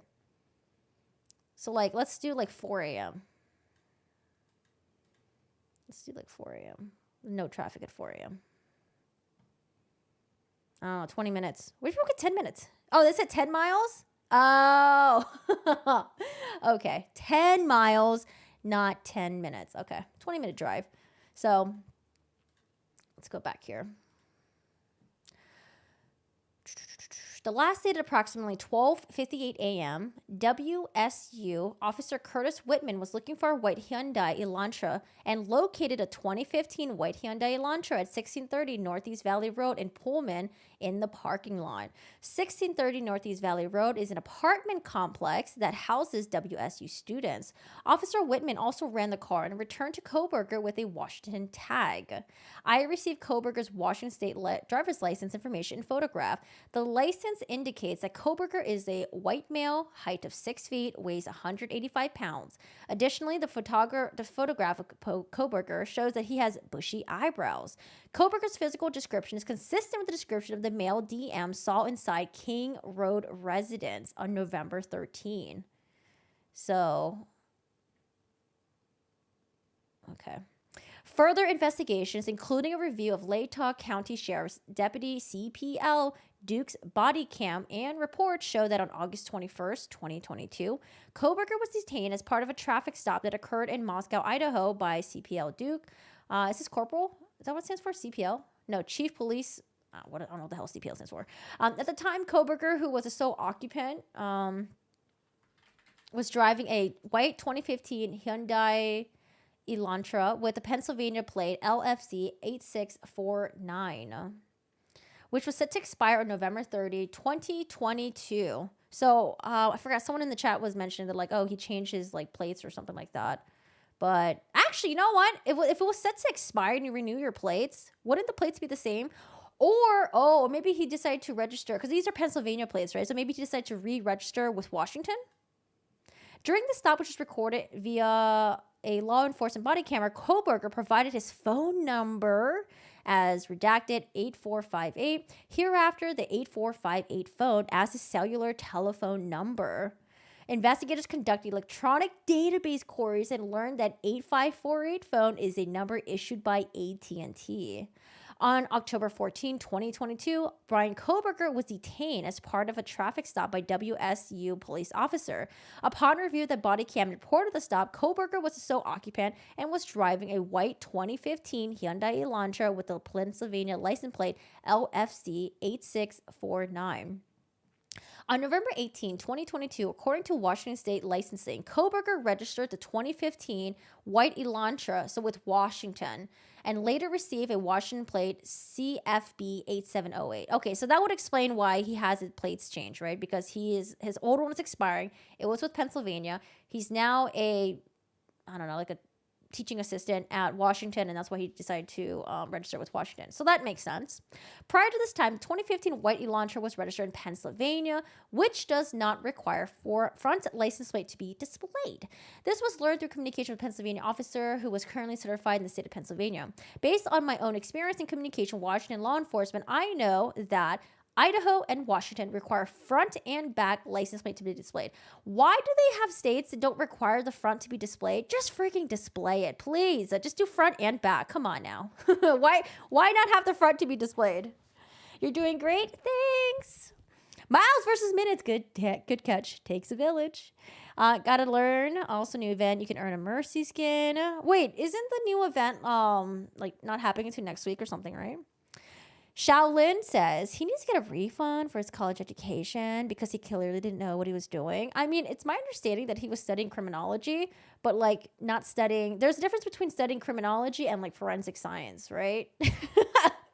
So while you think you may know everything, leaving DNA behind and all that stuff, that's a whole nother study that you got to get into. So you logged in. Oh, it's already up. Oh, what skin is up there? Joker Queen is broken in this update. Okay, hold on. I'm so tempted to do Overwatch talk right now, but I gotta focus on this. We'll get back to Overwatch talk in a second, okay? All right, so investigators believe that Kohberger saw driving the 2015 white Elantra because his vehicle was captured on December 13, 2022 by a license plate reader in Loma, Colorado. Information provided by query to a database. Kohberger's Elantra was then queried on December 15, 2022 by law enforcement in Hancock County, Indiana. On December 16, 2022, at approximately 2:26 p.m., surveillance video showed Kohberger's Elantra in Albrightsville, Pennsylvania. So I think at this point, this is when he does the cross-country trip with his dad.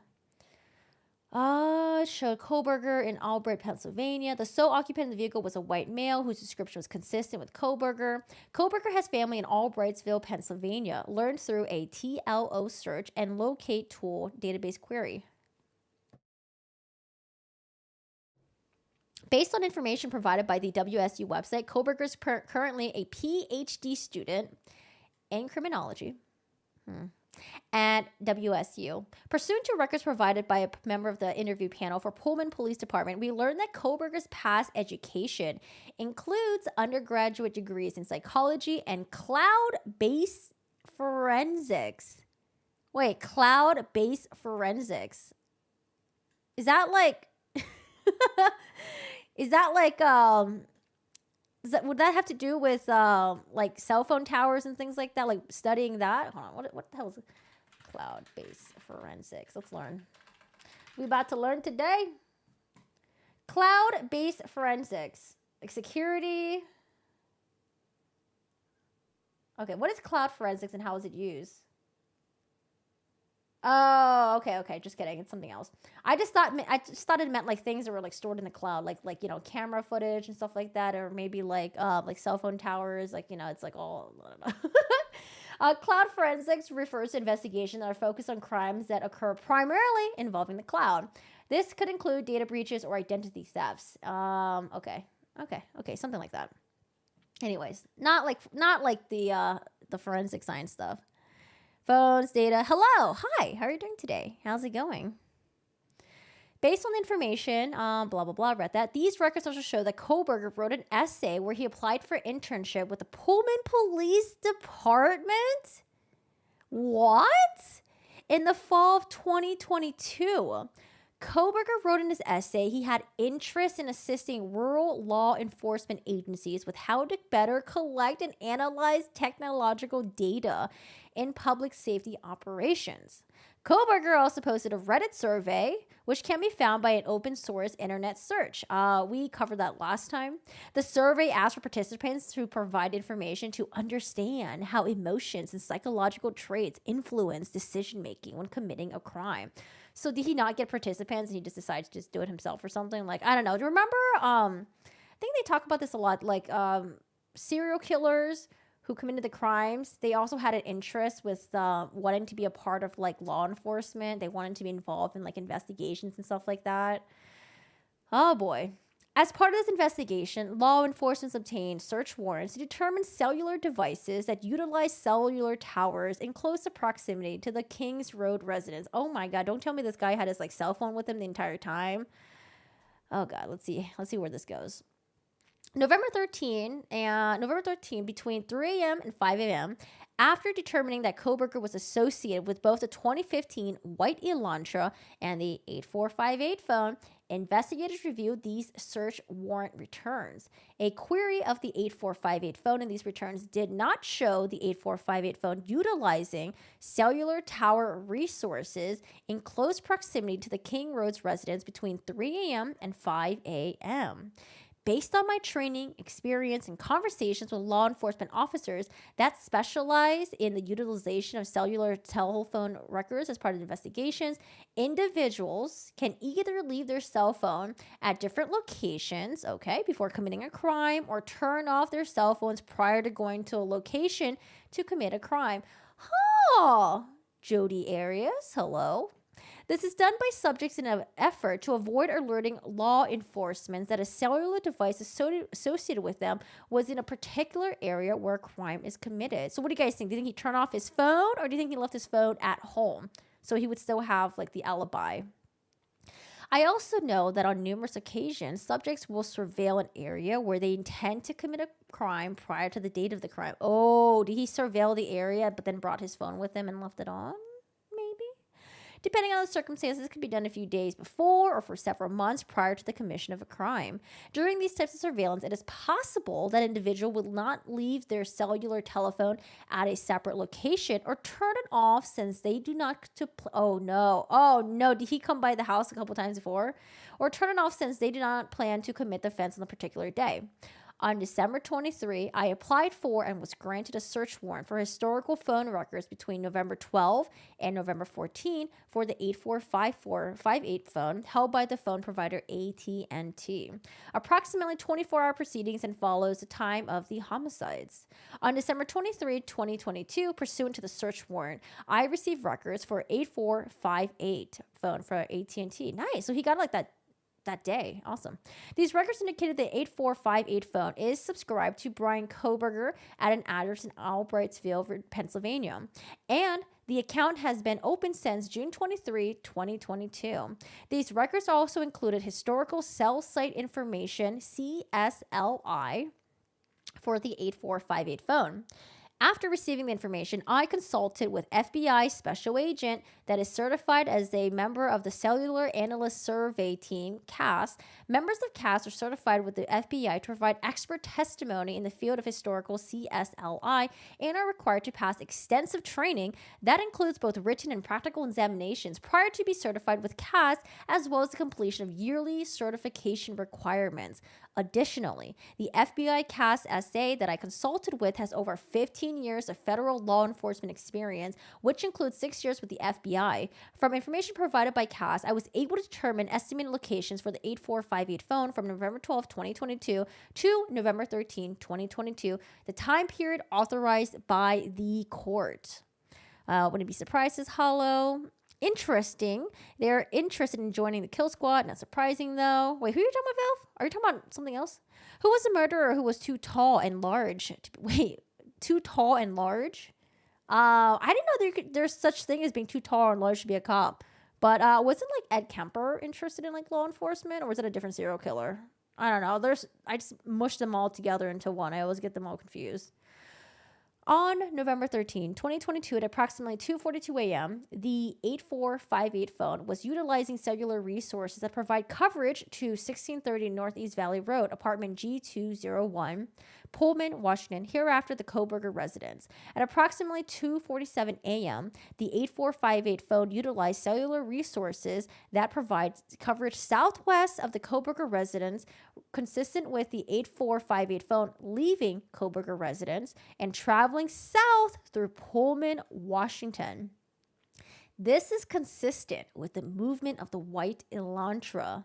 At approximately 2:47 a.m., the 8458 phone stops reporting to the network. Should have just left your phone at home, which is consistent with either the phone being in an area without cellular coverage. I'm sure AT&T is going to be able to say whether or not this is an area that's known to have like bad data or something like that. I don't know if they mentioned it here, but maybe they will in court. The connection to the network is disabled, such as putting the phone in airplane mode or that the phone is turned off. The 8458 phone does not report to the network again until approximately oh my God, that is so shady. Until 4:48 a.m. So is he going to be like, oh, well, I didn't have data for like 2 hours. I don't know. At which time it utilized cellular resources that provide coverage to Idaho State Highway 95, south of Moscow, Idaho near Blaine, Idaho near Genesee, north of Genesee, between 4:50 a.m. and 5:26 a.m.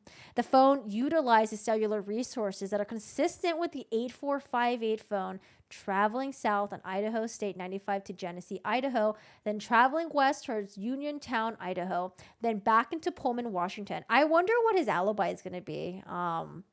What is he going to say, like why he was driving like this? At approximately 5:30 a.m., the 8458 phone is utilizing resources that provide coverage to Pullman, Washington, and consistent with the phone traveling back to the Kohberger residence. The 8458 phone movements are consistent with the movements of a white Elantra that is observed traveling north on Stadium Drive at approximately 5:27 a.m. Based on a review of 8458 phones' estimated locations and travel, the 8458 phone travel is consistent with that of the white Elantra. Further review indicated that the 8458 phone utilized cellular resources on November 13, 2022 that are consistent with the 8458 phone leaving the area in the Kohberger residence at approximately 9 a.m. and traveling to Moscow. Wait, he goes back to Moscow? Wait, what? November 13. So obviously he doesn't get any sleep, leaves the house at 9 a.m., travels back to Moscow. Specifically, the 8458 phone utilized cellular resources that would provide coverage. They went back to King Road's residence between 9:12 a.m. and 9:21 a.m. The 8458 phone next utilized cellular. Oh my God. This person's just like a textbook criminal. You know how they always say they're like, oh, you know, someone who's like a serial killer or of that nature has like an interest with like, you know, in law enforcement and they want to join. And then like they will typically go back and return to the crime scene to like either like, you know, kind of like see like the product of like what they did, whether it's crime scene people there, police there, or to see like what's up, right? Oh my God, they actually like went back. Okay. This person did not study criminology. That or maybe they need to watch some crime TV shows or something. Jeez. Okay. The 8458 phone next utilized cellular resources that are consistent with the 8458 phone traveling back to the Kohberger residence, arriving at near approximately 9:32 a.m. This is just baffling. Below is a depiction, not to scale, of the possible route taken based off a cellular site location. This is a possible route based off the cellular device location. So, I think this is, this is Idaho. So this is the King's house, traveling down. I think this is like, is this considered 95 maybe? And then going to his residence area. Investigators found, let me read the comments really quick. This is not 100% proof as it has no plates. Probably for the knife sheath. Wait, sorry. What were you commenting on, Joe? Probably for the knife sheath. They went everywhere. Yes, agreed. Want to see if the cops were there. Yeah, the cops weren't called until like 11 a.m. He went back at 5 a.m. Also, did you see that? Oh, did he go back at 5 a.m.? Did that just like go over my head? I thought he was still just like driving around. It says between 4:50 and 5:27.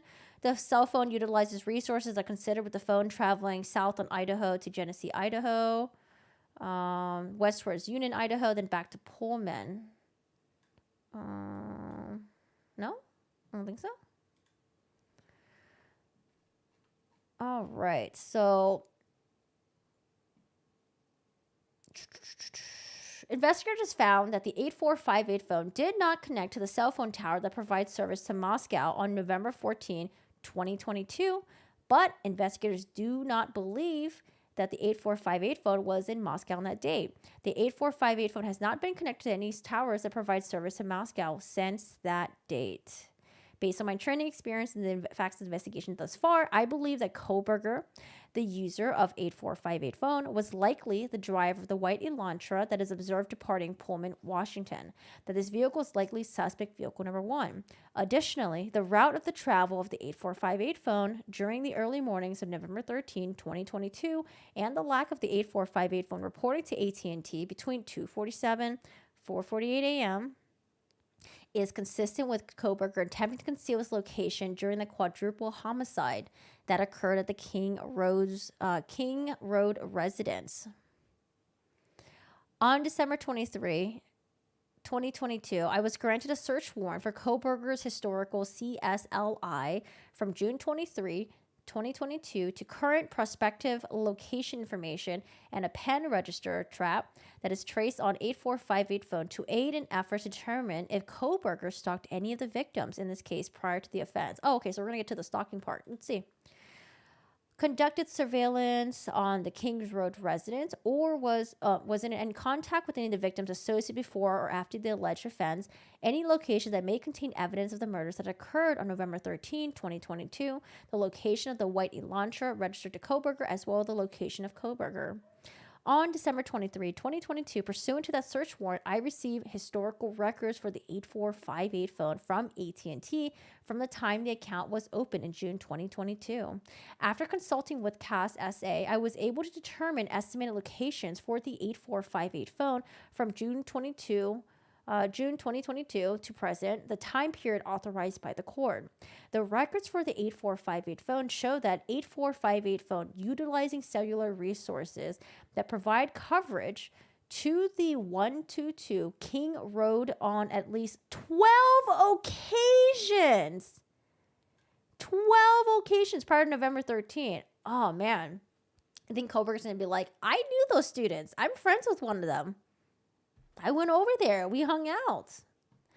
All of these occasions, except for one, occurred in the late evening, early morning hours. Oh, man. I wonder what the defense team is going to say. I want to know his story. One of these occasions, on August 21st, 2022, the 8458 phone. So, by the way, this was his first semester at Washington State University. So, this is probably when like school just started. One of these occasions on August 21st, 2022, the 8458 phone utilized cellular resources providing coverage to the King Road residence approximately 10:34 p.m. to 11:35 p.m. At approximately 11:37 p.m., Kohberger was stopped by Latah County Sheriff's Deputy Duke, as mentioned above. The 8458 phone is utilizing cellular resources consistent with the location of the traffic stop during that time on Farm Road and Pullman Highway. Further analysis of the cellular data provided showed the 8458 phone utilized cellular resources on November 13, 2022, consistent with the phone traveling from Pullman, Washington to Lewiston, Idaho via U.S. Highway 195. At approximately 12:35 p.m., the 8458 phone utilized cellular resources that would provide coverage to Kate's Cup of Joe coffee stand located at 810. So this is November 13. At 810 Port Drive, Clarkston, Washington. Surveillance footage from we have so much surveillance footage. Oh my goodness. Surveillance footage from the U.S. Shav store located at 820 Port Drive, Clarkston, Washington, adjacent to Kate's Cup of Joe, showed a white Elantra consistent with suspect vehicle number 1. Drive past Kate's Cup of Joe at a time consistent with the cellular data from the 8548 phone. At approximately 12:46 p.m., the 8458 phone then utilized cellular data in the area of the Albertsons grocery store at 400 Bridge Street in Clarkston, Washington. Surveillance footage obtained from the Albertsons showed Kohberger exited the white Elantra, consistent with the suspect vehicle 1, at approximately 12:49 p.m. Interior, oh my God, we have inside surveillance camera footage as well. It showed Kohberger walk through the store, purchase unknown items at the checkout, and then leaving approximately at 1:04 p.m. Kohberger's possible path of travel was depicted below, not the scale. Additional analysis of records for the 8458 phone indicated that approximately 5:32 p.m. and 5:36 p.m., the 8458 phone utilized cellular resources that provide coverage to Johnson, Idaho. The 8458 phone then stops reporting to the network from approximately 5:36 p.m. to 8:30 p.m. That is consistent with the 8458 phone being in the area that the 8458 phone traveled in the hours immediately followed the suspected time the homicides occurred. On December 27, 2022, Pennsylvania agents recovered the trash from the Kohberger family residence located, so this is halfway across the country. That evidence was sent to Idaho State Lab for testing. On December 28, Idaho State Lab reported that a DNA profile obtained from the trash and the DNA profile obtained from the sheath identified a male as not being excluded as the biological father of the suspect profile. So they got trash from his family's house, and I bet it's probably the dad's DNA, and the dad's DNA matches to be the biological father of the suspect. At least 99.99998 of the male population would be expected to be excluded from the possibility of being the suspect's biological father. Based on the information, I am requesting an arrest warrant to be issued for Bryan C. Kohberger, 112194, for burglary at 1122 King Street in Moscow, Idaho, and 4 counts of murder in the first degree for the murders of Madison Mogan, Kaylee Gonzalez, Zaina Carnoodle, and Ethan Chapin. I declare under penalty of perjury pursuant to the law of the state of Idaho that the foregoing is true and correct. And December 29. Wow. Yeah, we'll have to wait and see how this unravels, but this is some pretty strong stuff. Yeah, we got some strong evidence here. Jeez. We got the DNA. We got the sheath. We got the footprint. Oh, they didn't mention anything else about the footprint, though. Does he have, like, Vans shoes as well? We got the phone. We got the car. Yeah. Oh, my goodness. I'm happy where it looks like they have their guy. Yeah, I mean, we have to wait and see, you know. If the trial does happen, we'll have to wait and see what his defense is going to say about this. What's his explanation for doing what he did, for being in that area, and for the knife sheath and the DNA and stuff like that. Or, you know, if they're going to offer him maybe a plea bargain, you know, and he might take it, you know, maybe won't hear anything. High unsolved cases and news. How are you doing today? He was dating nobody. I was confused about Penn, so that clears that up. Yeah, so he lives in Pennsylvania. He goes to school in Washington State. The murders happened in Idaho, about 20 minutes away from where he lived. And in Pennsylvania, he did like a cross-country road trip with his dad in the same car, the white Hyundai Elantra. Oh, boy. All right, well, we'll have to wait and see. But right now, he is the alleged killer of the Idaho students. Wow. There was something else that I wanted to show y'all really quick. What was it? It was him getting pulled over, I think. Oh, these are just like random videos, but I guess we just watched them. I don't know. Murder suspect Bryan Christopher Kohberger is on his way to Idaho just hours after waiving extradition in a Pennsylvania courtroom. Sources close to Law and Crime Network say the accused killer is taking a private flight across the country, returning to the very county where the gruesome murders were committed. Once he lands, Kohberger will be booked in the Latah County Jail in Moscow, Idaho. The jail can hold up to 39 inmates, but right now holds only 23. Kohberger will make 24, though the accused murderer will be secluded from the rest of the inmate population. Kohberger will also apparently be provided specific food to satisfy his vegan diet. The jail cells are in the basement of the Latah County Courthouse, where Kohberger is expected to make his initial appearance. After Kohberger appears in Latah County Court, a now sealed affidavit is expected to be unsealed. The suspected University of Idaho murderer will appear in front of a judge and the world today in Monroe County, Pennsylvania. 28-year-old suspect Bryan Christopher Kohberger. I think it was this one. Oh, this is a police cam of them being stopped, I think, as they were making their cross-country road trip. Yeah, so this is December 15, 2022. Have you guys ever done a cross-country road trip? Sounds like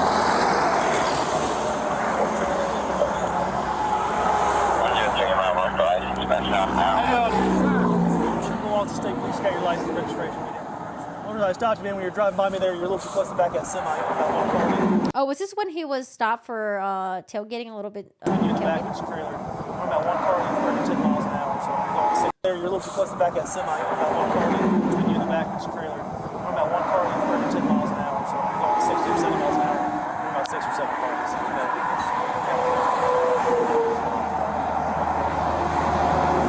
Oh, you guys did? Yeah, man.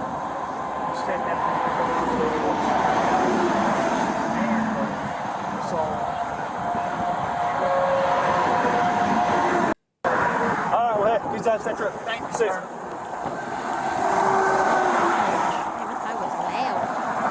Oh, is this the old footage? Oh, what does that license plate say? That's the new one, right? I can't read. CF B8708. I feel like I'm at an eye exam trying to read the darn letters and the numbers. Stopped twice for tailgating. I hate tailgaters. I hate tailgaters so much. You can see the dad's GPS is on. Oh, really?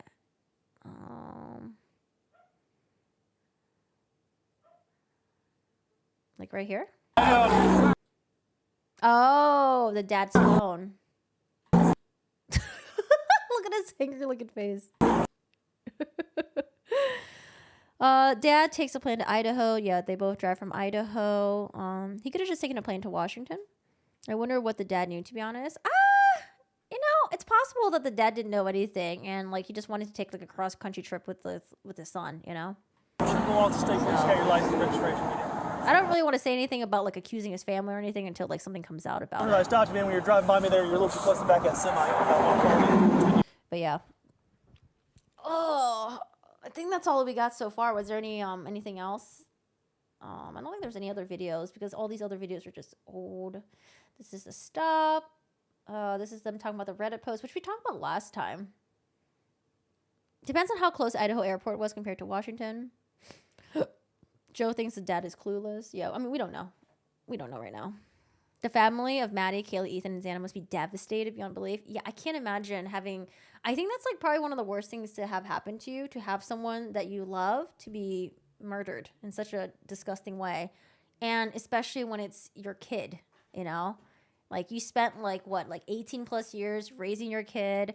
They're off to, like, college, you know, about to start their life. And I don't know. I don't know how you can ever really get through that. That's tough. That's really tough. I am glad, though, that, you know, they found someone. They have a suspect. And it didn't, like, go to, like, cold case or anything like that. Because that sucks even more, not knowing what happened, right? I used to be a cross country and truck, or used to be class A driver, but I gained too much weight on the road. Honestly, I flew across country to drive back with my son. Yeah, people do it. I just want to drive back to Arizona because I didn't want him to come alone, especially if something happens in the road. Yeah, so people do it. You know, people drive back. They do cross country road trips with their families and stuff like that. The airport in Idaho is close by to Pullman, Washington, both WSU and U. Students go to that same airport. The sheath was the icing on the cake. DNA. Yeah. I mean, I think like people sometimes, you know, when this is planned out, when it's premeditated. Oh, and also they are probably going to be able to prove premeditation because he was scoping out the house, you know? So, and he went by a couple of times. So there you go. Premeditation, right? All right. I'm going to use the restroom really quick. I will be right back. Do we have the music on here? Here, you can listen to... Where's the music? Music. Oh, it's loud. Sorry. Sorry, the audio.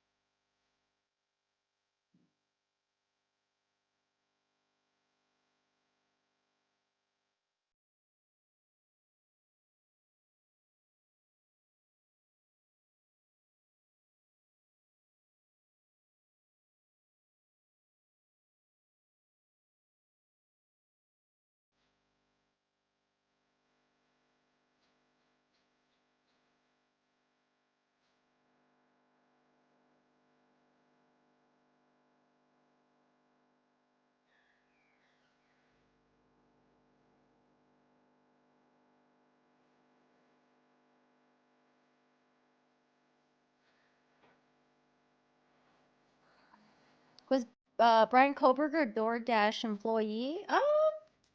No, he worked as he was a student at Washington State University and worked as a teaching assistant. They didn't mention about him being a DoorDash employee.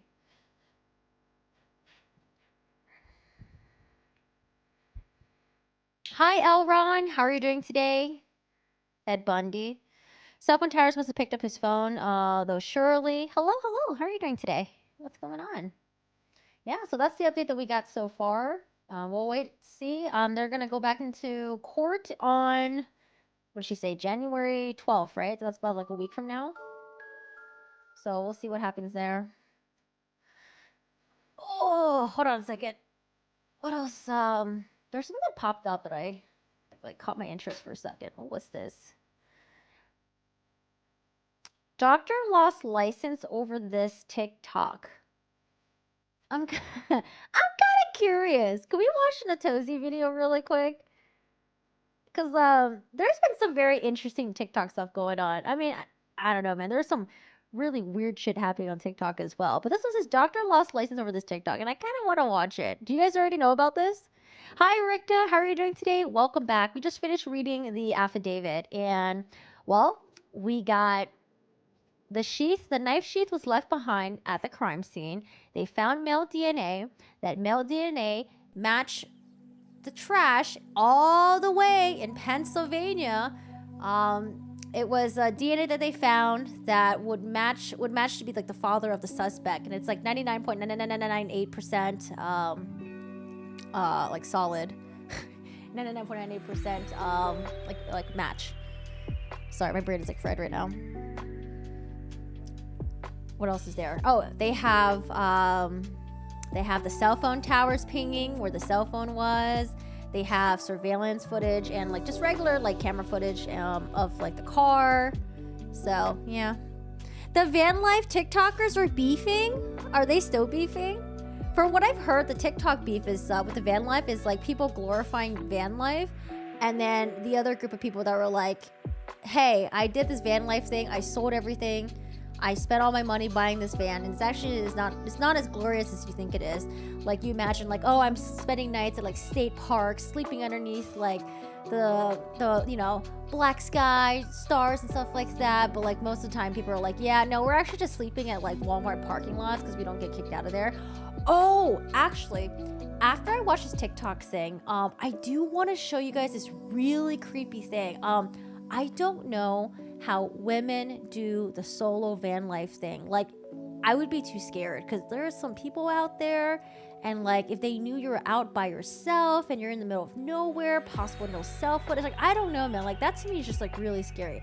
I don't know how they do it. They're just really darn brave. Like, I don't know. I would never be able to do that. I'd be too freaking scared. Man, I don't know which YouTube channel it was.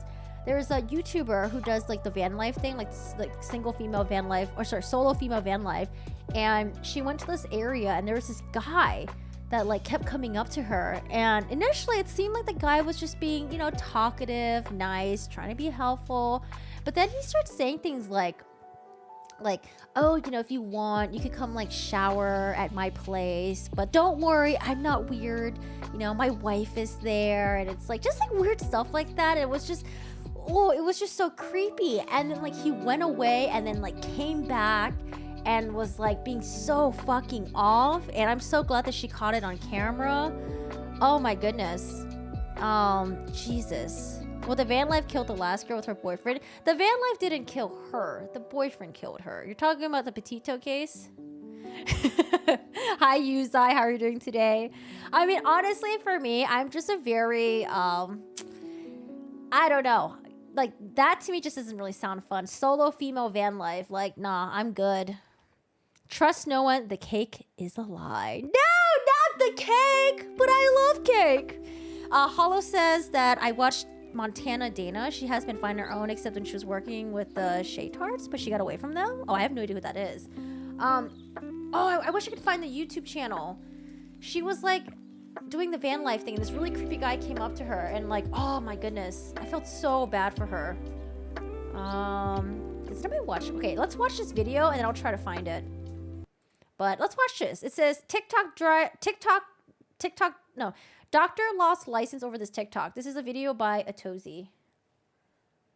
Today we're taking a look at a TikTok doctor who lost her medical license from some TikToks and some patients that had a bad time. This Wait, did she like do TikTok stuff and revealed like patient information? Like, doctor, or well, doctor in the past, went by the name of Dr. Roxy, and she had over 850,000 followers on TikTok, which is now private, conveniently. But from what I can tell from looking at her re-uploaded content, it seems like she used her platforms to promote plastic surgery. It seems like 90% was like a funnel to get more clients in general, and then the other maybe 10% was for aspiring plastic surgeons. In an article by Distractify, it says the state medical board took issue with Dr. Roxy's social media usage. One of the biggest draws of Dr. Roxy Roxy's TikTok account is her raw depiction of medical procedures. However, the board deems this practice Oh, I found the video. We're gonna watch it really quick. It's Alyssa Vanilla.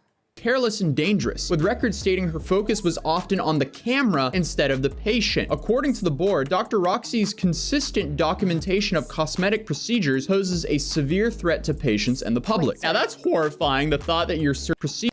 One of the biggest draws of Roxy's TikTok account is her raw depiction of medical procedures. However, the board deems this practice careless and dangerous, with records stating that her focus was often on the camera. Oh, wait! Was she TikToking while, like, during procedures and stuff like that? There was this, did you guys see this? Okay, hold on a second. This is another tangent. Did you guys see this video? Today we're taking a look at a guy? TikTok doctor who lost her. He was performing he was about to perform surgery on a patient, but then he like showed up on a virtual courtroom proceeding thing. Hold on a second. Doctor, surgery, court. Was this guy right here? Oh my god. Was it this guy? Multitasking rose to a whole new level at a Sacramento Superior Court hearing last week. Are you available for trial? It kind of looks like you're in an operating room right now. I am, sir. I'm in an operating room. Yes, I'm available for trial. Go right ahead. Do you Board-certified plastic surgeon Dr. Scott. Wait, he got blood on his hand. Oh my god. Is the patient awake? The patient's probably like, oh hell no, I'm not coming back here again. Green was sworn in for his live-streamed traffic court hearing and then appeared to Oh continue my working goodness. while waiting for Look. the court commissioner to appear. Commissioner Gary Link stated. Wait, I want the footage. I don't want the news report of it. La la la la. No, is this it? I just want the video. I don't want them to talk over it.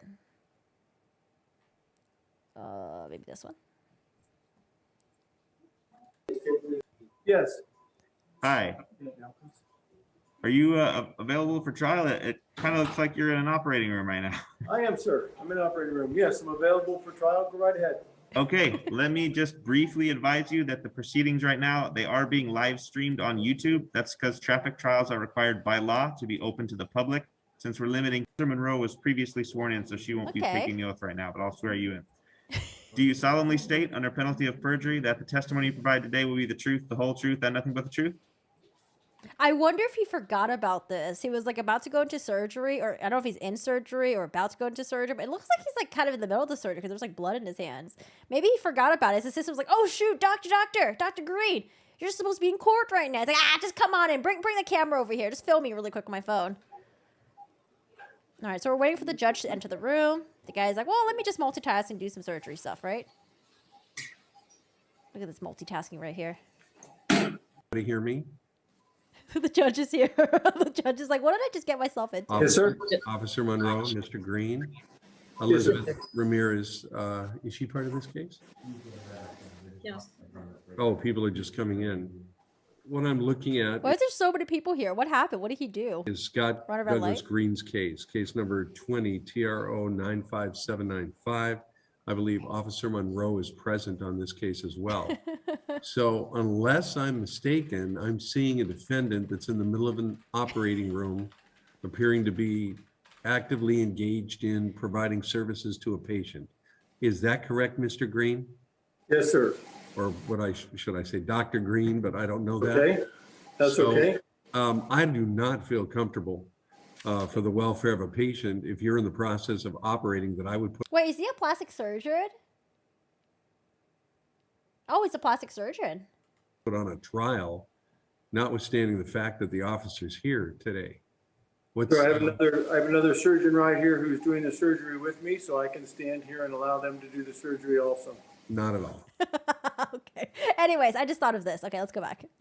Procedures poses a severe threat to patients and the public. Now that's horrifying, the thought that your surgeon is more busy making a TikTok rather than actually operating on you. It goes to show you that social media is even rotting the brains of some of the most educated people out there. Well, that sounds crazy, but where's the proof? Because I wanted to see some evidence of this, and she did make it a little bit hard to find because she did private her entire account. But thankfully, there were some re-uploads, and it's terrifying.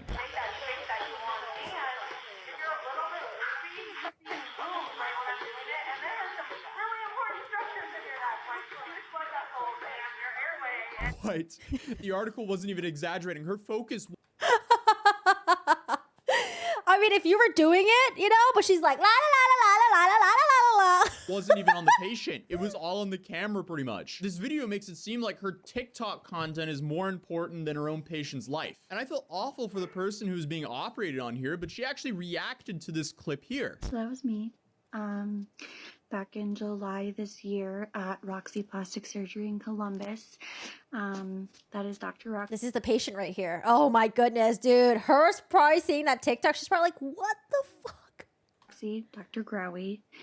She did that, like I said, back in the summer. She did my chin lipo, which is coming back now, which kind of sucks. Posting without people's consent, which I did. Yeah, I think with like, okay, sorry, I want to make a really comment with like the chin lipo and stuff. You could remove the fat out or whatever, but you also have to like have like a diet as well, or else it's gonna come back, I think. So yeah, when people get lipo, they're like, oh, I'm good now. It's like, no, it's gonna come back, you know, if you don't watch your diet and stuff like that. So did consent to her recording me. I mean, her chin looks good though. That. But obviously she's really not paying attention. She's talking to the camera. She's talking to people across the room. Just not paying attention to while she's stabbing that in my neck. I know that she's botched a lot of people's surgeries. Oh, botch. I don't know. Botch sometimes could also just mean like, oh, I don't like the outcome of it. But botch, do we have any evidence of this botch? I wish I would have known this before I went there, but Yeah, that's not who you want as your surgeon. This is terrifying. A new scary consideration we now have to make in 2022 is, when I go into surgery, will my surgeon be busy making TikToks while operating on me or not? Huh. Well, I mean, just don't go to a surgeon that makes TikToks, right, while doing surgery. I guess this is just overall an L for the younger generation, because if we're gonna like make a chart of like least likely to most likely people and making TikToks while they're operating on the table, because I guess sadly I'm now going to want to opt for a older doctor, I guess for experience, number one, but for number two, it's less likely for them to make a TikTok while they're operating on me. And I guess if worst case scenario actually die on the table, they're also less likely to make a TikTok dance while I'm laying there, because that's also happened. Man, things really went downhill quick after TikTok became a thing. But in regards to the I don't know, man. It's not TikTok's fault. It's people, man. The article, what we just read isn't even the craziest allegation. The wildest thing about this story is Dr. Roxy. Oh, there's more? Doctors Roxy's clients were told not to call 911 when they experience post-surgery complications. These clients were told not to call 911 when they experience post-surgery complications. What? Following a patient's tummy tuck and breast surgery, she claims her drains weren't working in the recovery house. Despite this, the nurse practitioner urged her not to go to the emergency room. According to Runyon, that was the patient, she still can't stand up straight and is paying for additional surgeries to correct the damage caused by Dr. Roxy. I thought Dr. Roxy was the best because that's the way she made me feel, Runyon said, but I should have dug a little bit deeper. I guess this is just one big wake-up call saying, hey, don't pick your doctor off of social media. But there was another patient who came out with a TikTok talking about her experience where apparently the same thing happened. Powell, surgeon known for TikTok videos, has license suspended, aka the plastic surgeon I just got my job from literally a month ago. In one of the news video, the reporter said that past patients accused Dr. Roxy and her post-op team of being negligent because they encouraged them not to go to the hospital whenever they realized they were having complications or had any concerns. And that Or were they supposed to go back to her? was so crazy to me because that literally happened to me. But naive little me. Did she not know that Kanye's mom died like shortly after having plastic surgery? She had like complications and like... He wanted to trust that they had my best interest, and thank God I trusted my gut. So basically this is what happened. I got a breast augmentation and I am pretty positive I got an infection. It looked crazy. I'm not going to show a picture of it no, don't show us a picture. Okay, we're good. because I don't think it's on TikTok. I'm pretty sure I know when things are normal and things are not normal, even though I'm not a doctor, I'm not an expert. So I went to the doctor. He confirmed, like my primary doctor, like my normal doctor that I see for checkups and stuff like that. He checked it out. He confirmed, yes, it appears. At first I was like, is this a doctor from like, I don't know, where are they practicing? Like Tijuana or something like that? But no, this is Ohio. This is in Ohio. To be an infection. So I called the doctor and just let them know. And by doctor, I mean Dr. Roxy and the post-op team. and they said, oh, that's not an infection. It's just the stitches expelling from your body. You shouldn't have gone to your doctor. He's not an expert in plastic surgery. He wouldn't know what it looks like and what it doesn't. And I'm like, I'm pretty sure he knows what an infection looks like regardless of where it comes from. Like an infection's an infection, right? So I totally feel like they were trying to gaslight me and make me feel crazy for going to the hospital when I thought there was an issue. And thank God. I hate people like that. People who double down, triple down even more instead of just admitting that they fucked up, or like, oh hey, you know what? It doesn't look good. It looks like you got an infection. Let's clean it up for you, you know? Trusted my gut. Yeah, this is just baffling. I mean, it's sad, but I guess this is just another. Wait, what? Another crazy people? I never hear anything about Ohio. I hear about a lot of people from like Arizona sometimes, you know? But Ohio, I feel like chill. Another example of gaslight girl boss. Nah, your doctor doesn't know what an infection is. They probably don't even have 800,000 followers on TikTok. Obviously, she didn't say that, but when picking a doctor, followers don't mean anything. I feel like a lot of people blindly trusted her and gave her a lot of credibility just because she had a lot of followers on TikTok. The only thing a large follower count shows is they're consistent with uploads and they know how to make content. You're from Arizona. I'm in Arizona. Arizona sounds cool. Arizona sounds cool. That people will watch. It's just like when we I don't know why, but like every time when we a lot of like the true crime stuff that I watch, it's like Arizona. I mean, California's a big one too. Okay, I'm not saying California people are, you know, aren't the crazies here, but yeah, California and Arizona are the ones I hear a lot. Which are definitely not qualities I'd look for when it comes to picking a doctor. I wouldn't want Mr. Beast operating. Oh, Florida. Florida. On me, no matter how viral of a video that would be. Who's next to be absolutely botched while I make some TikTok content? I was also like a little bit surprised in how she marketed herself, especially in the video. No, TikTok, the new TripAdvisor. Oh, Lord. Hi, it's Dr. Roxy. How do you know if you need a breast lift? I am going to tell you about a very important test. It's called the pencil test. And all you need is a pencil. Thank you. This is best done in front of your mirror with absolutely no clothes on, but we don't want to get kicked off of TikTok, so we'll show you the shirt. You take your pencil and you'll put it right under your breast fold, of course with no clothes on, and if your nipple or your breast is below the fold, you need a lift. As you can see, she does not need a lift. But if you take your pencil, I mean, you don't need one, and put it underneath your folds, and the breast tissue and nipple are hanging past the pencil, then you need a lift. So now it's time to take your test. There are a lot of people who have big boobs and their nipples are underneath where the pencil would be. Did you pass? You don't need I'm a pretty lift. sure a B cup would fail that test. Essentially, she has the audacity to say that most women need this cosmetic surgery, which just sounds insane to me. If you want to do cosmetic surgery, you do you. But don't let someone who's going to profit off of you talk you into doing it. I also found this old TV clip of her. This is the first time you've been here on the set, so I want to talk a little about Oh, that's her? Your practice, about what sets you apart at Roxy Plastic Surgery. Well, I think there's a couple things. One is we are all female, so we really make people feel very comfortable there. The women feel like they're at home, they can come in like they're at a spa, but they get to talk about anything they want to, completely openly. Unless you seriously need help. But if your nipples be sagging, you need a lift. Because don't call 911 because that might hurt my business. That too. Oh.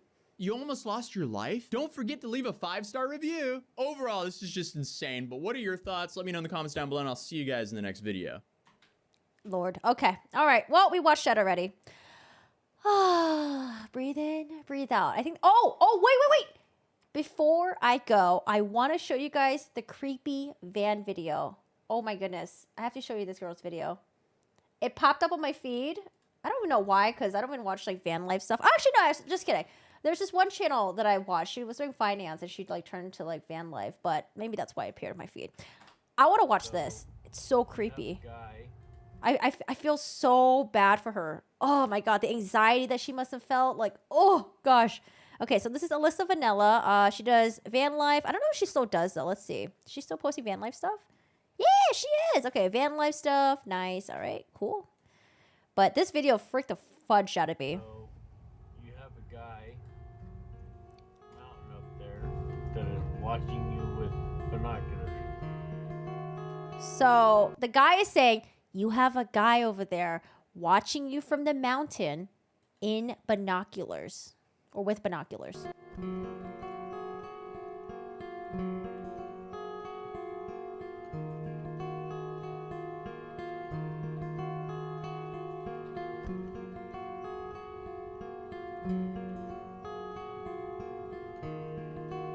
So I'm gonna forward through this a little bit. Here, I'm really, really excited to spend the winter there.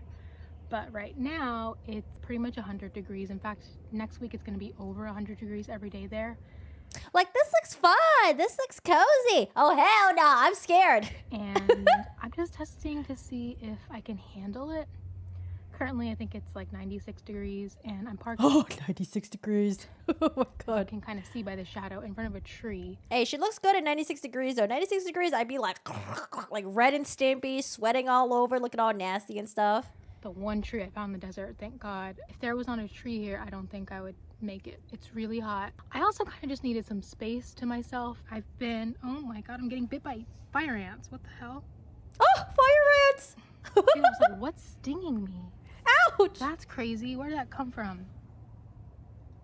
Okay, I needed... I'm also way too hype maintenance to ever do van life, but I think van life could be fun if you do it for like a little bit of a time. You know, if you do it with like your family and stuff like that, and you go for like 2 weeks. Or actually, no, 2 weeks would be crazy with family in the van life. Oh heck no! Maybe for like a couple of days, you know, like national park. Like it could be really fun, but like to do it like 24/7, like that's so much anxiety because you have to think about how your day is gonna go, where you're gonna sleep, your food supply, your shower. Do you have enough water? I don't know. It's too scary for me, but some space to myself. I've been in the city for a few days with doctor's appointments and stuff. I had to put my rugs back in the van because I have nails on the bottom of the van that like stick up where the seats used to be, and I can't get them out of my van because they're screwed from the underside. So wait, can you just like hit it with a hammer and just like get the nails to not stick up? Ouch! Hit them every time I get in my van, and that's why my legs, I don't know if you can see, but they have bruises. Probably can't see with the shadow, but I have bruises constantly all over my legs from hitting them. So I just put my rugs back in to pad it a little more, and it is much better. I did laundry today, so I need a place to just... Oh yeah, I gotta figure out where you're doing your laundry, where you're dumping your sewage as well. Put my laundry away. It's tough. So I was in town, and I just grabbed a pizza and then came out here. It's like, you know, I need space to myself. I want to test to see if I'll make it in courtside, but it is really hot. Again, if this tree was not here, I wouldn't be. I mean, I also need to charge my solar. That's one positive of being out here, but it does seem really hot, and I don't know if I can take even hotter than this. 10 degrees hotter, 106 degree temperature. Anyway, I guess I'll enjoy the desert for another night. Oh, I'm gonna go to where, is it right here when the encounter happens? Oh God. I am? Oh, right here. Oh God, just listen. I don't know, it just sounds so creepy to me. Let me know if you guys think it's creepy or maybe I'm overthinking it. Hi. Doing okay? Yes, I am. I'm just kind of checking, making sure everybody's got enough water and... Oh, okay. Are you a ranger or? No. And I like how she asked that. Are you like a ranger? Like, who the hell are you? I just live close. Oh, okay.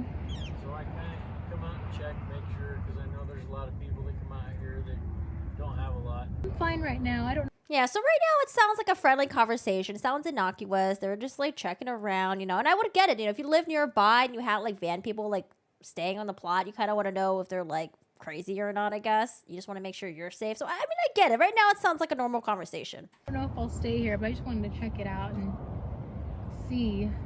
It's pretty hot though. Do you do this, like, is this what you do for a living? Do you like travel around or what? Yeah, basically. Yeah? Yep. So how long have you been doing this for? At this point in the conversation, I would just be like, oh, fuck off. But okay, let's try to be friendly. I've been in the van for like almost a year, last November, so getting close. But I was traveling around in my car since 2020, so it's been a while. So you've been a nomad for a while. Yeah. Yes, I'm used to it. And you're enjoying it, I suppose. Oh yeah, definitely.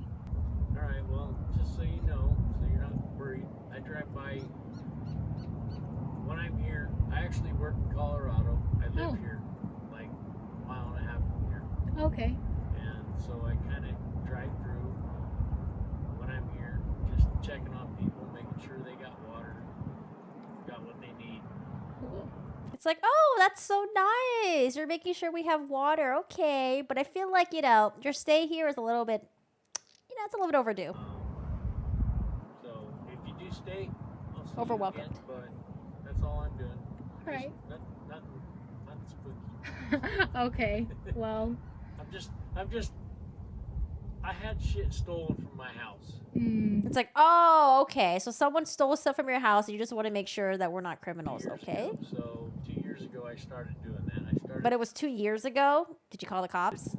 Make myself open to people that were out here, giving them my name so they knew who I was, so they saw my face, and you know what? It's worked for me. Nobody steals shit from my house. So, okay, I mean, that could make sense. Okay, so he's trying to, like, you know, establish a little bit of, you know, of a relationship with these van people. So, like, in case they were to steal something from his place, they won't, because maybe they've already met him and realized that he's a nice guy and he's offering them water. Like, okay, like, maybe at this point I would buy it, right? I'd be like, okay. And what is your name? Johnny, if you need water. What is your name and last name, date of birth? I have a hose outside that runs all the time. You're willing to stop there, fill your water jugs, whatever you need. And those that I get. I also don't like it when people talk this slow and they take forever to get to their point. For me, I think I would be more at ease if it was just like, oh, hey, you know, I live nearby. You know, I just want to stop by, say hi. If you need anything, let me know. I did have people come steal shit from my house from like 2 years ago. So that's why I come by and make my rounds, because I don't want people to steal from me. I want them to know that I'm a cool, nice person. That's it. And then just GTFO. But the fact that he's like talking so slow and like, that would annoy the crap out of me. Be like, oh my God, go away. To know well enough that I trust, they're welcome to actually come in and use the shower a couple times a week. Okay, I don't know about that part. Okay, come in and use the shower. At this point, I'd be like, try to lure me in to take a shower at your place. You got like hidden cameras or something. At this point, I'd be like, red flag, red flag, red flag, red flag. I'm not home. My wife is. My children are. So I think like sometimes people do this. Like when you have a creepy person in the chat, they'll like, and they get called out for it. All of a sudden they'll be like, oh yeah, I have a girlfriend. And they'll start like talking about their girlfriend or their wife like all the time. I don't know. I've had people in my chat like that before who start off really creepy. They get called out for it. And then all of a sudden, boom, they start talking about their girlfriend and wife just to like establish that they're not creepy, but now they still creepy. And it's probably made of girlfriend or wife, but well, let's keep listening. So if you need a shower, you're welcome to.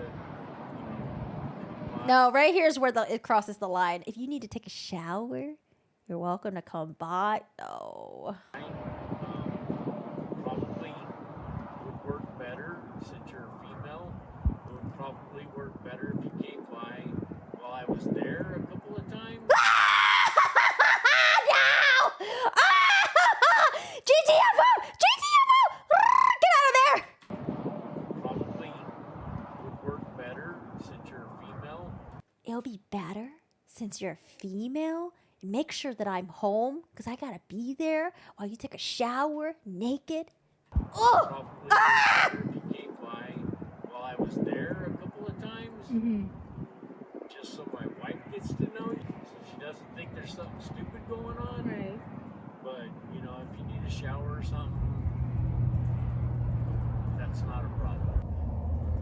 But you know, if you wanna stop by, it's not a problem. Okay. Who is the type of person that cares more about the other people's feelings and cares more about having to be polite to them and not hurting their feelings? Who is that in chat? 'Cause sometimes I am like that, where I'm like, even though I'm in a situation where I should have known, like in retrospect, I would know that it was a bad situation. But during the situation, I will be overly polite because I don't want to hurt someone's feelings. F that. F that. Well, thank you. All right. All right. I'll let you have your evening. All right. Enjoy your rounds. Is there any other vans in that area, or is it just her? So if I was her, right? And think about it. She has no one there with her. She's by herself. She has no one to talk with and no one to bounce ideas with or whatever. And she's just like there with a camera. And it's like so many mixed feelings because the person seems innocuous. They came by, said they were just checking around. They gave a reason why they came by because they don't want to get their house was robbed 2 years ago. They want to get robbed and they want to make sure like, hey, you got water. I have water here. You're welcome to use it if you want to. But then ending the conversation with, oh, you can take a shower at my place, and it'd be good if I was there, you know, and especially since you're a female, I think it will work out. Like, I don't know, but blah. I was just about to start talking about how the good thing about being out here at this time of year that there's no one else out here. As you can see, there's no RVs in the background or anything. She says, I didn't want to be paranoid, but I felt like he didn't actually leave. I heard muffled sounds in the, in the distance. I'm so scared for her. Oh, you have a daughter that's in Australia. Why? Is it really hard to find work out there and stuff?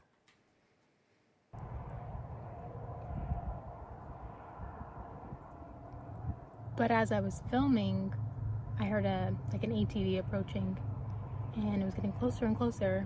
No, And I realized it was Alyssa. definitely coming to me because I'm kind of Alyssa, in no. a spot. It's not on a main. I'm so. I know this is like this was only 2 months ago. This is 2 months ago. I don't know. I just have so much anxiety. I'm just so scared for her. Road out here in the dirt. So, sure enough, a guy on an ATV comes and stops by and is just talking to me about.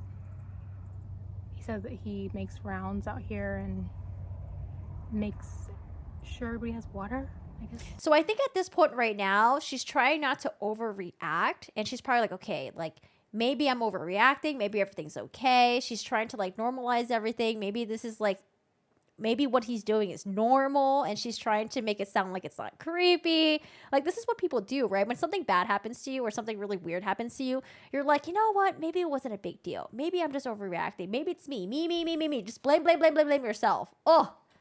Checks on people because he lives out here. At this point, I heard definite muffled male voices. Oh my god.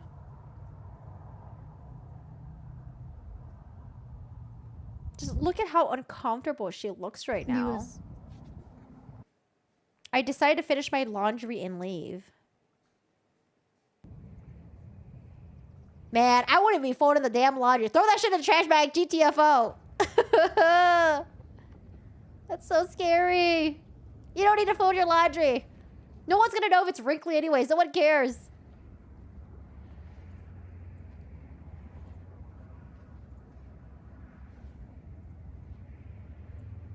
I mean, see, it's easy for us to be like, oh, you should leave. I would have done this. I would have done that. But like in the moment, you don't always act the way you should act, right? And like, it's only in retrospect where you're like, fuck, I should just left, or I should have been like, F you, leave me alone and stuff like that. But like when you're in the moment, you're like trying to like, okay, maybe it's not a big deal. Let me just calmly, collectively get my stuff. Like, let me like, you know, I mean, like, I don't know, like panicking sucks, right? You just want to be like calm about it. And like, I think that's what she's trying to do. She's just trying to be like, okay, well, let me get out of here, but let me do it in a very calm manner because maybe it's not a big deal. No, Salvador, I haven't heard of that. And then he came back.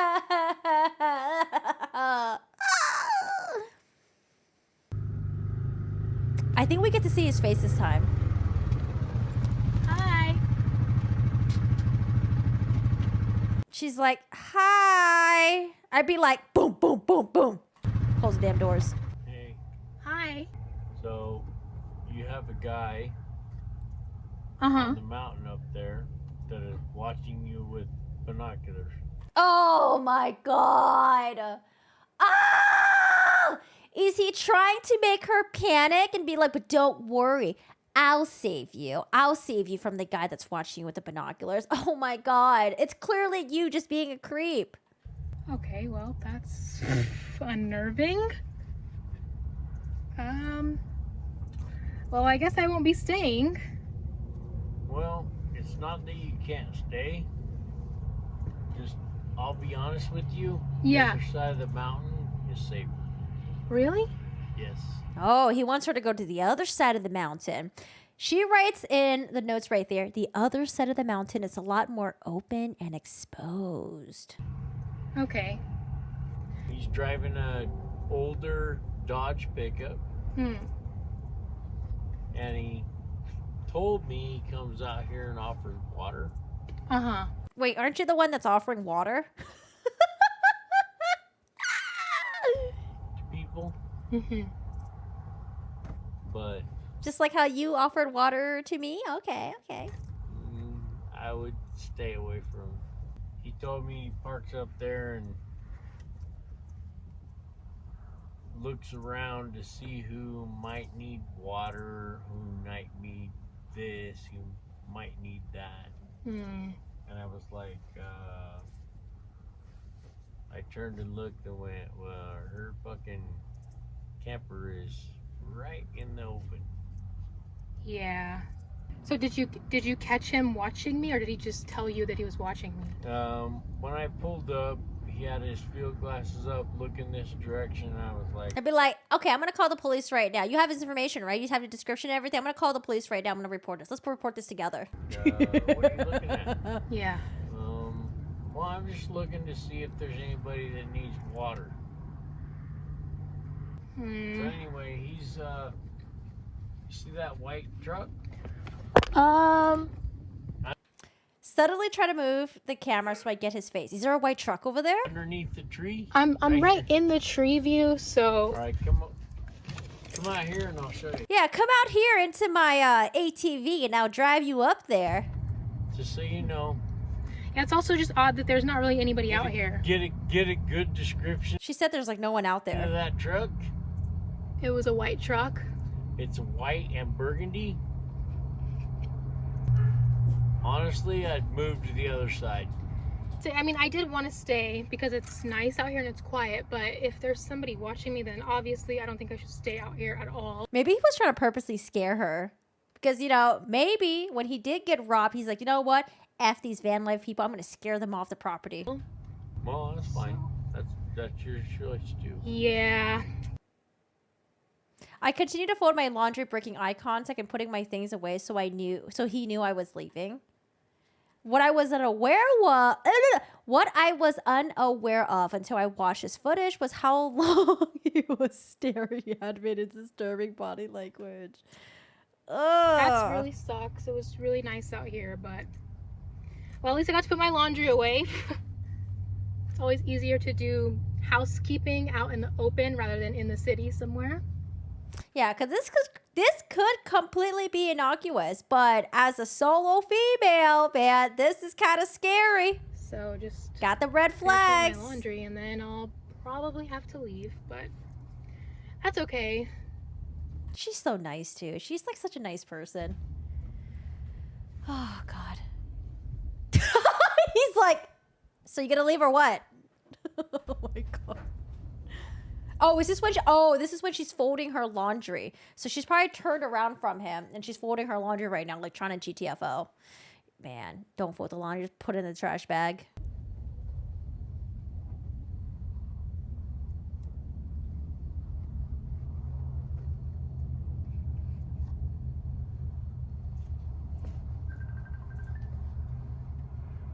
Do you need anything? No. Okay. Ugh. No. No. As soon as it was out of sight, I grabbed my solar panels and power bank, threw everything in the van, ripped my window cover down as fast as I could, and drove as far away from the area as possible. Good for you.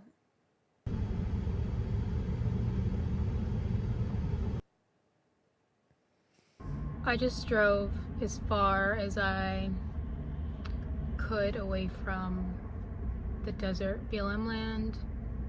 So the guy that I was talking about earlier, the one who stopped to see if I need water, came back. The thing is, after his first visit, I was not going to stay at the BLM land because I was just sensing some red flags, and maybe it's just me being paranoid, but there are a lot of people who would love to take advantage of someone like me, someone who's young, by themselves, living in a vehicle out in the middle of nowhere by themselves. So I just went with my instinct and I was gonna leave because he said that he drives around seeing if anyone needs water, but he had no water with him. He was on an Oh, true. He didn't even have water with him, like water bottles or anything. ATV. So that was weird. And then Something else that gets me with people is over-explaining. So yeah, the over-explaining thing where it's like, oh yeah, come to my house, but it's good that you're a female, but I have wife and I have kids, and when you come take a shower at my place, I should be there. Make sure that I'm there. Oh, and then the way he described how there was someone like watching her with the binoculars, but that same person was also trying to offer water to other people. It's like, well, aren't you also offering water to people as well? It's like, are you just describing yourself? Like, I don't know, man. When I, asked him if he was a ranger and he said no. Poor Alyssa. He said he does this because a few years ago, someone stole stuff from his house, which has nothing to do with giving people water in the desert. So it's just weird he went on the story about, like somebody has stole from me before, so okay. And I decided, I was going to do my laundry. So I want you guys to look at her demeanor now, because she's going to do a follow-up on it, and look at her demeanor now and later. The later one, badass. Bad fucking ass, but let's keep listening. And then leave. And I was finishing my laundry and he came back. I saw his ATV turn towards me. And he tells me that someone has been... Sorry, the camera shaking is actually making me really dizzy. I gotta forward through this. So she's basically just recapping everything. How the guy was like staring at her. It was like creepy. She left. Okay.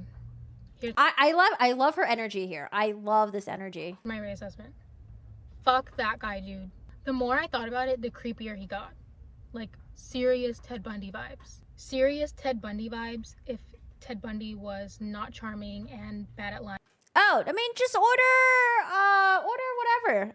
You should know what we like. Hold on. John Wayne Gacy vibes. John Wayne Gacy vibes if he was into young women and not little boys.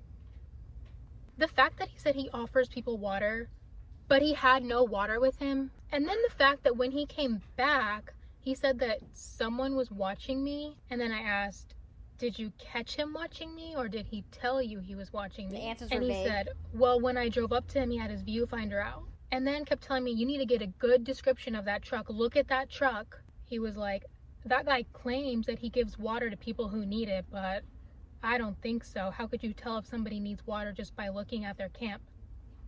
Sir, are you not doing the exact same thing? What sealed the deal for me is the way that he was staring at me at the end.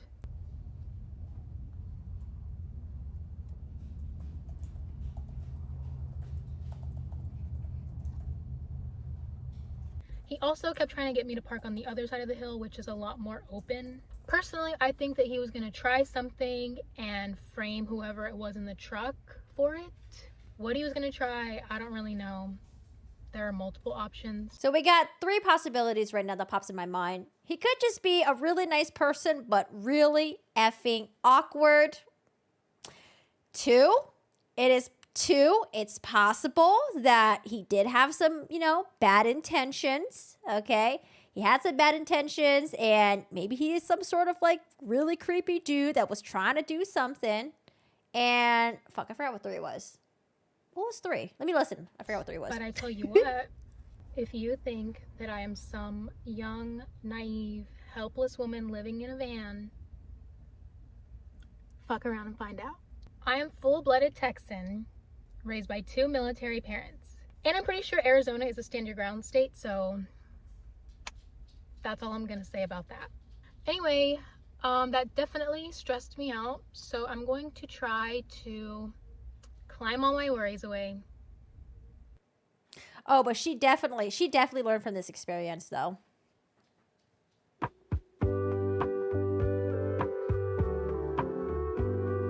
Oh, God.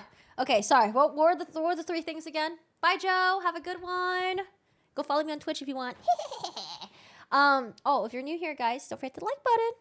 Or if you're just watching. What was I going to say? I completely lost my trail of thought. So he could just be a really nice guy, overly nice, but just really awkward. Maybe 2, he had some really bad intentions. Or 3, he just wanted to get her out of the land, but he did it in a way that scared the crap out of her, right? I don't know. I think he's just really, really creepy, and he was just trying to get her to come take a shower at his place. So maybe he had some like cameras or something. Like I think it was just really creepy. Oh God. Oh la la la la la la la la. Also, why is it so hot in here? Oh my goodness. Yeah, the fact that he like kind of like sat there and just stared at her like that. Oh God. You're from Texas too? Nice. Do you think he was watching her before he pulled up her with the ATV? Probably. Maybe he was the one that was watching her with binoculars. And then when he confirmed that she was the only female there, no one else is around the area, he's like, well, let me go approach her and let me go see what's up. Maybe I'll offer some water, you know? Oh, I don't know. We don't know. We don't know. But I'm glad that she got the heck out of there. And I'm glad that she recorded the entire encounter. He's weird. Drive hundreds of miles later. Lol. But anyway, so that's the van life stuff. You know, for people that do the van life, I can respect them because it is something that I would never be able to do. That sounds like a hard life to live, but it's cool that people are doing different things with their lives. You know, whatever makes them happy. I just want to be able to do it. It's I'm too high maintenance. I like to sit at my desk. I like to make sure I have hot water every day. You know, I like to have a nice, comfortable bed to sleep on. I like to know where I'm gonna shit every day, where I'm gonna shower every day, and stuff like that. And unlimited supply of water. I don't know. AC, heat on, all that good stuff. Internet. I don't have to worry where to dump my sewage. Like, oh gosh. You need to get an RV. I want to get like a golf cart. Heck no, I can never do an RV life. No way. I would love to get a golf cart though. It'd be really fun just to drive it around. He's so weird. He was totally watching. Thankfully, she's safe. Yeah, I mean, I'm so glad that she's still doing her. Like, she's still doing the van life and stuff like that. I just looked at her YouTube channel. So she's still doing her thing. You know, that's good. AC. Oh, excuse me. There's this guy that like does like van life stuff, and he was talking about how not glamorous it was. I forgot. He was like mentioning how you can't overstock too much with water. Because if you have too much water, you have like not enough space to store them. And it was like, I don't know, you have to be really conservative with your water intake as well. And then like with you taking showers and stuff like that. And yeah, I don't know. Some people, they be doing like showers like maybe like twice a week, maybe once a week, you know, I don't know. Like it's tough because you have to be really mindful of everything that you're using. Yeah, and yep, he said that too. Water was heavy. Have you seen the RVs with the Bugatti underneath the garage? No, I have not. I have not seen that. Let's see, van life. I wonder if I could find the guy. Van life. Oh, did I ever tell you guys about this one YouTube video? It was it like popped up my feed.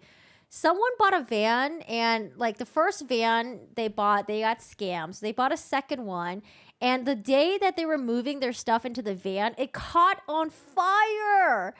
And while the van caught on fire, I thought it was crazy because I mean, it's good YouTube content, but the wife was like panicking and crying, and I feel like the guy, all he cared about was capturing the footage of the van being caught on fire. Oh my god, I'm not gonna show it on here because I feel bad for the wife, but I don't know. It was just like, oh god, This is such a influencer thing. But yeah, it was really sad. I felt bad because like they had already got scammed. Now their second van, they like saved up money and then like it just went into freaking flames. So, Jesus.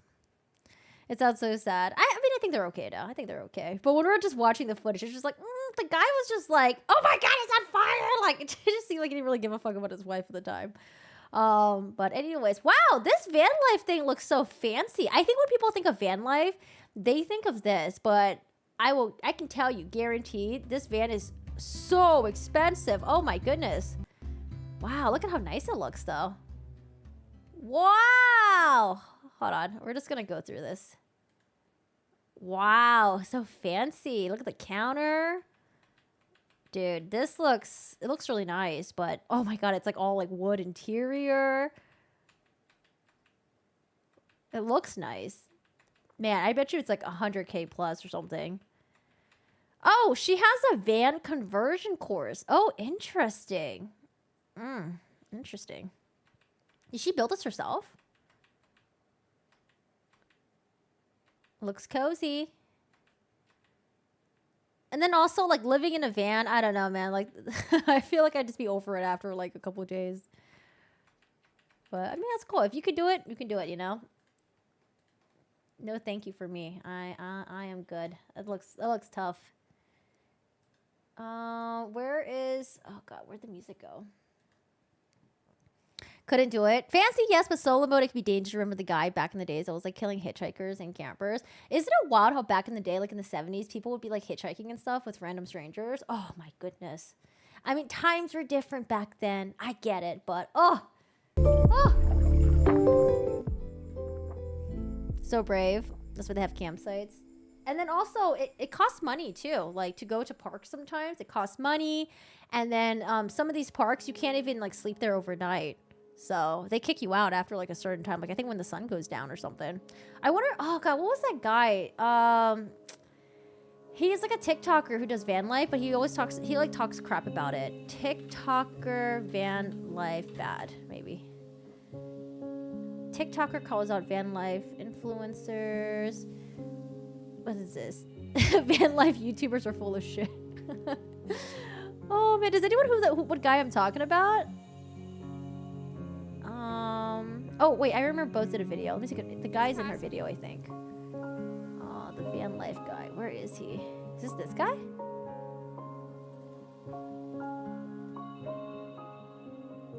Where is this guy at? Oh, she's anti-van life. Oh, maybe it's this guy. Second bus, third bus, you get the point. Is it because they broke down? Comes down to how you spend your money. The first 4 months on their... Wait, why does this guy have so many vans? Oh, I don't know if I can find this guy. Oh, this guy. Okay, hold on. What's this guy's name?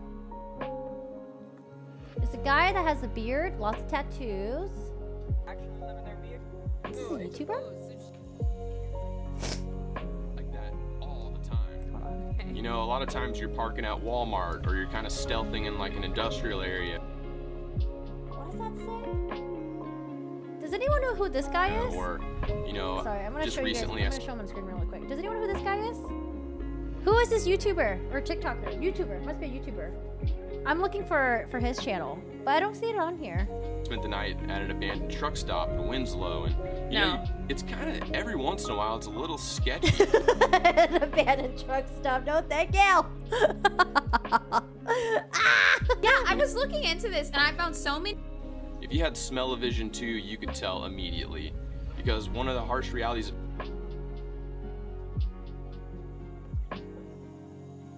Wait, hold on a second.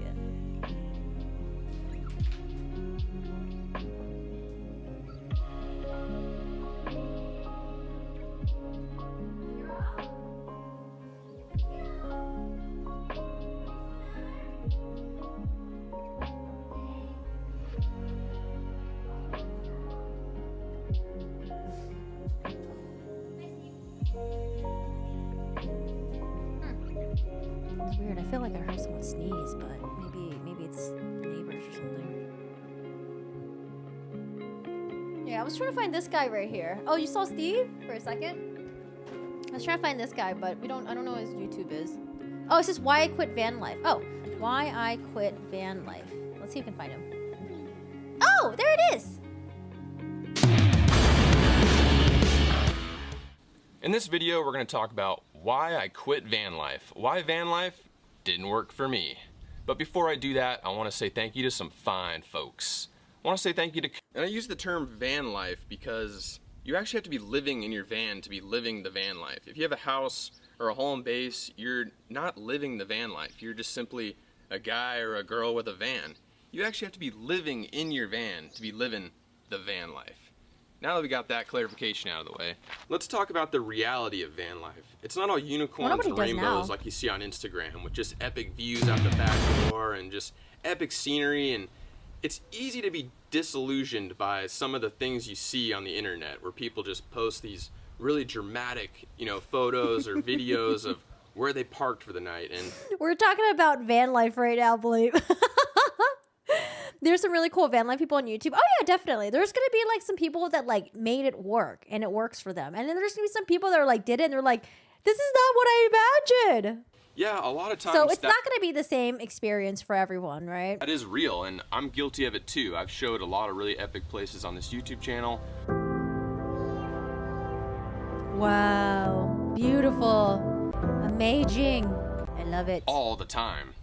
You know, a lot of times you're parking at Walmart, or you're kind of stealthing in like an industrial area, or Oh god, parking at Walmart. I think because Walmart parking lots, I guess they don't kick you out of there.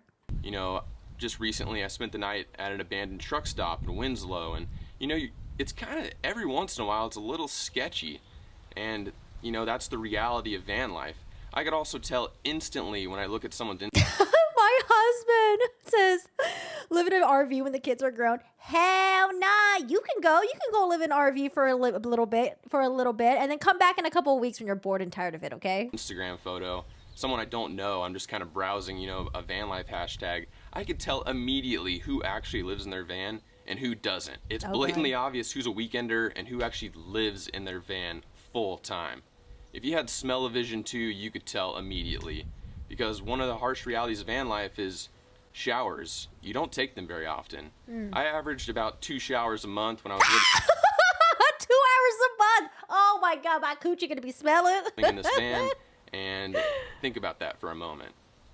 UTIs, like, I don't know. I mean, just watch the cooch and nothing else, I guess, right? Pretty grimy. A lot of times you're just dirt bagging it, and that's the reality of it. Water is really heavy.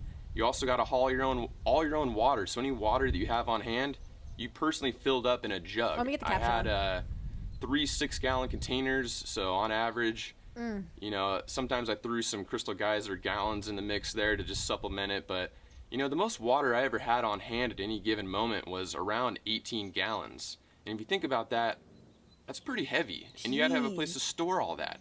You know, van life, it's a very minimalist lifestyle. I sold Yeah, I'm not a minimalist, man. I can't do it. pretty I much can't everything do it. I had. 1 in chat if you can do the van life.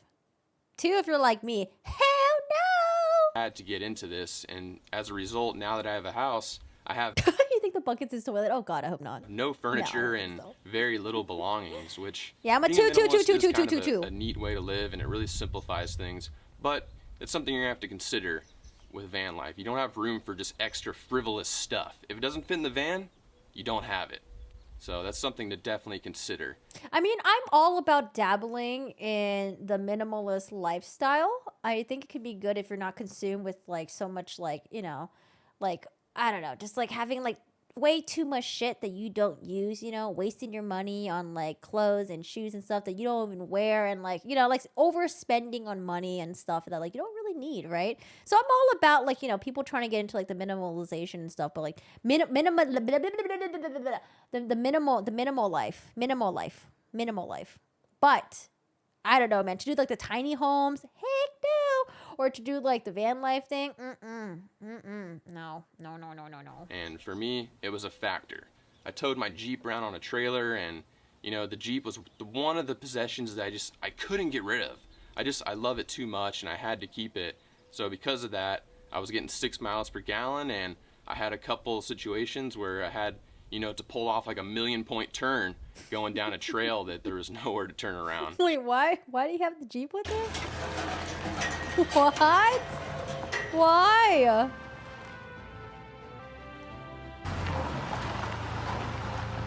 So that was definitely a con, is you just can't have anything and everything with you at all times.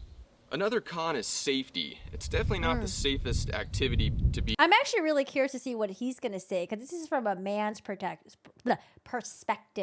partaking in. I mean, you're constantly just putting yourself out there in the world, and when you have your doors open, just anybody and everybody could just walk by and see in. And I don't know why, but a lot of people feel it's like an open invitation, if your doors are open, to just pop their head in and be like, oh hey, you mind if I get a ride, or No!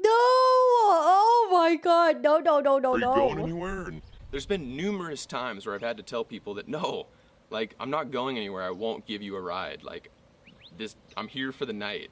And, you know, some people didn't take too kindly to that. There were 2 instances I can remember that, you know, people were kind of aggressive and they were really upset. Some people don't like hearing no. And irate that I wouldn't give them a ride to wherever they were trying to go, which seems kind of ludicrous, but you're just kind of in that like outside counterculture of like hitchhikers and, you know, people that are just living outside basically. So because of that, you get a lot of unwanted attention, but you also get a lot of wanted attention. I've met some super cool people from living this lifestyle, people I wouldn't have otherwise met. So I'm with my buddy Kent, and I would say, I guess that's a pro and a con, but the con, it can be kind of heavy sometimes. The pro, it's nice.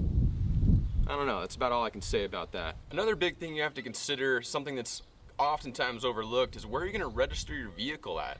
If you're like me, you don't have a true address. So I could use my parents' address, or I could use, you know, my girlfriend's address or a friend's address, which is a rental. Yeah, can't you just do that? Wait, what's the big deal? And it's kind of a volatile address because it's not for certain over a long period of time. And my registration was also expiring about the same time when I got into this 6 months ago. So there's a couple routes you can go, but I chose to do America's Mailbox in South Dakota. South Dakota is one of the few states that you can register your vehicles and declare as your domicile without actually living there. You can do it in Florida, Texas, Nevada, and South Dakota. I believe South Dakota is the cheapest and it was the most pain-free approach, so I chose South Dakota. Also, they don't have smog in South Dakota, which was a big He just showed one person a dog that doesn't count, bro. It's the dog. The dog counts for 20 plus amazing encounters. factor for me because this van, it runs a little rich, and the Jeep won't pass in any state that requires smog. Yeah, why the heck is he hauling his Jeep around again? Because he was really attached to it? Get rid of the Jeep, get rid of the Jeep. So South Dakota, definitely a good place to establish domicile. But it's something that's overlooked because you're gonna get your mail there, and if you get pulled over, technically you live inside that P.O. box. So that's something to consider, something a lot of people don't think about. I'd say it's a con. Plus, everywhere I go, people think I'm from South Dakota. They're like trying to constantly chat me about Sturgis, or, you know, if Mount Rushmore is worth the drive for a photo, or how the Black Hills are. And it's kind of like me talking about sports. I kind of got to just BS my way through the conversation. Or a lot of times I just tell them that, you know, the real scoop, this is just for registration purposes. I'm actually from California. Another con a lot of people don't consider is, where are you going to go to the bathroom? And well, oh, well, we're about to talk about the bathroom right now, Ken. You wanted to know if the bucket was the bathroom. I got a bottle and a bucket. Ah, wait, is he serious? Oh, God, you were right, Ken. All right, got the bucket. And, you know, it's just one of those things that's more difficult when you live in a van. It's not like you could just flush the toilet and bail. Like, you're either digging a hole, using this bucket with a bag, and, you know, if you're off grid for a long period of time, there's nowhere to dig a proper hole, you're going to be hoarding a lot of poop, and it got kind of gnarly sometimes. But I mean, overall, it wasn't really that bad, but it's still something I would definitely consider as a con. Something kind of gross that a lot of people don't really talk about, but it's something you definitely need to consider if you're serious about, you know. Well, the rich van lifers, they got a toilet in their van. Oh my God, I didn't know he was just pooping in the bucket. Oh, no. Van life. One thing that did make that whole situation better is having a proper trash receptacle on the outside of your van. You don't want to be hoarding all that poop or trash, period, on the inside of this small space. I mean, it's kind of gross. Oh, and especially if you have pets too. Like, there are people that like have their dogs with them for the van life stuff. Like, you gotta get the doggy poop there too. I don't know. I guess they would just leave it outside, right? So, Trasharoo, giant game changer. I would still consider the whole overall situation a con, though. Another I wonder how much poop has been in that Trasharoo thing. van life con that kind of made me, you know, feel uneasy on the regular is I was always concerned about someone breaking in here. Because when you live in a van, everything you own is in the van. So if someone broke in, it would be absolutely devastating. There's a lot of equipment in here that I just simply couldn't afford to replace, like my computer and my camera gear, and, you know, cars are broken into a lot more than houses. So I just never really liked leaving my van for long periods of time because I was just concerned I would come back and see broken glass on the ground and all my prized possessions, you know, the little ones that I do have, gone. So that's something that'll kind of mess with your sanity. It's probably just me being a paranoid weirdo, but I know other people feel this way too, so it's your home on wheels, and you just don't want anything bad to happen to it. There's also breakdowns. I mean, yeah, houses fall apart, but Oh, and if you're in the middle of nowhere too, oh man. I think vehicles break down far more often than houses, and there was one instance in particular that I had to change a radiator out in the middle of the desert, and it was pretty hot that day too, so yeah, that kind of sucked. At least he knew how to change a radiator, though. I've been like, what? Although it was an AAA? experience, and it's something I'll never forget.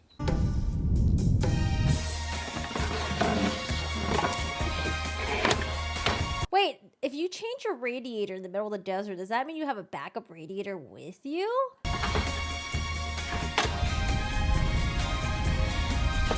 If a radiator breaks, can you still drive around? Like, did he have to wait until he ordered a new radiator to arrive? And his car was stuck there for a bit, or what's up with this? And there it is, crispy, fresh new radiator. The old one. Ooh, that looks easy, but maybe it's not easy. It looks so easy. Just like pull it out and just like, okay, that's it. Also, your sanity. Like, you're by yourself a lot. And if it wasn't for this YouTube channel, I probably would have had a hard time with this. But, you know, making content on the regular and interacting with you guys in the comments, well, it kind of kept me sane a lot of times. Because there was a few times where, you know, I didn't see another person for multiple days on end, and that can kind of mess with you a little bit. It's like solitary confinement. If that's something you really struggle with, you're gonna have a hard time living in a van, trust me, because that's not even something I struggle with, and I struggled with it a little bit. Something I would definitely consider a con. Another con I would say is it's, you know, oftentimes very uncomfortable, but a lot of people say, hey, get outside your comfort zone and live a little. and it's like, well, there are a lot of times you are really hot and really cold. For example, right now, it's 120 degrees inside the van. Granted, if I was actually living in this van, I wouldn't be here in central Arizona. I would be somewhere else entirely, someplace that is cooler. But still, definitely a con. Prepare to be uncomfortable. And I'm not a bougie person, but yeah, there were many times that I was a little uncomfortable. Something to consider. And last, I'd say the biggest contributing factor to me having a future. Van life is just kind of a stagnant presence. Like, you're not progressing and you're not digressing. You're kind of just living in the moment every single day. Just, you know, trying to make it work. And I have a girlfriend that I care a lot about, and that was a huge factor for me. Van life isn't something that... Oh, did his girlfriend not join the van life? Or maybe he found a girlfriend afterwards. She really was interested in, so this is something that I was doing all by myself, and yeah, that didn't really no provide thanks. us a future at all. That was an enormous contributing factor to us buying this house. This house is going to provide us a future, and I just want her to be happy. Oh, so he ended up getting a house? Let's see. Side. Oh, he got a house! Look at that. They got space. They got a bathroom there. They got a refrigerator. They got doors, security. They got electricity. Look at it. Look at it. They got a doggo too. Little doggo right there. Going crazy. Oh! I have the same toy. I bought that toy for Shiro for Christmas, and he ate Lammy Lamb's face. The face just got eaten off, like, it's dead. Well, anyways, that was the van life. I don't know how we even got to the van. Oh, because we were talking about creepy people, and then we're talking about that creepy guy. Okay, that's how we got to van life. Anyways. At least you can shower and poop at all the truck stops. You can fill your tank with a diesel at the Loves. They give you a free shower. If you're a trucker, I don't know if they do it if you're in a... I don't know if they do it if you're in a van. I don't know. Your dog has 2 of them. Oh, one normal, one the birthday hat. Mine is already dead. It's already gone. He done. He done deadzos. All right, everyone. So we're going to wrap up right here. Thank you so much for joining us earlier for stream. We covered Bryan Kohberger showing up in court today. We read the affidavit on stream. It was about 19 pages long. But if you missed it, kind of sucks because I forgot to record this stream, so it's gonna take a while for this video to go up. Or I guess I can just let the entire live stream go up. I guess I can do that too. Should we do that? Maybe we should. Should we do that? It's not gonna be segmented. That's why I don't like doing that. I like to edit it down just to the meat of it and then upload it on YouTube. But maybe we'll just upload this live stream. But anyways, thank you so much for hanging out with us. I hope you guys had fun. I am going to walk my dogs and then maybe I'll go stream on Twitch. So, should we do some Overwatch on Twitch? Oh, I don't know. I don't know what to do. But anyways, thanks for hanging out. Bye, Mr. Yuzai. Bye, Blee. Bye, M. Bye, Hollow Water. Storm. Oh, Rain was in here. Hi, Rain. I think I saw you a little bit. Ken, Salvador. Unsolved Cases and News. That's so grime. Ew. Ragdoll. But yeah, I'm gonna hop onto my Twitch channel if you guys are interested in the gaming stuff. Join us on the gaming channel. We're on twitch.tv/corkysign with 2 A's. And if you have Amazon Prime, you can skip through all the nonsense ads and stuff like that. Callisto. Oh, blah, blah, blah, but we're starting Callisto soon. Don't worry. We are starting it soon, okay? Don't you worry. Just hold on to your tits. All right, y'all. Thank you so much for joining us for the stream. I hope you guys had fun. Take care. Join us on the Discord. Have your notifications up. And, I don't know, like the stream and all that stuff, I guess. Oh, Yuzai, thank you so much for the $2.49. I appreciate it. That's, oh God, it's pound, right? Pounds. Thank you for the pounds. I always mix up pounds and euros, but I think when it curves up like that, it's a pound. But, oh, Yuzai, were you the one that ordered me the donut? I'm going to show you guys the donut that arrived. It's freaking huge. I think it was you. Someone ordered a huge donut for my dogs, and I'll show you that on the Twitch. I'll see you in Overwatch. All right, guys, yeah, I'll see you guys later. Have fun. Take care. If I don't see you, have a wonderful weekend, and I'll keep an eye out on the Idaho murders case, and thank you so much for being here. See you later. Oh.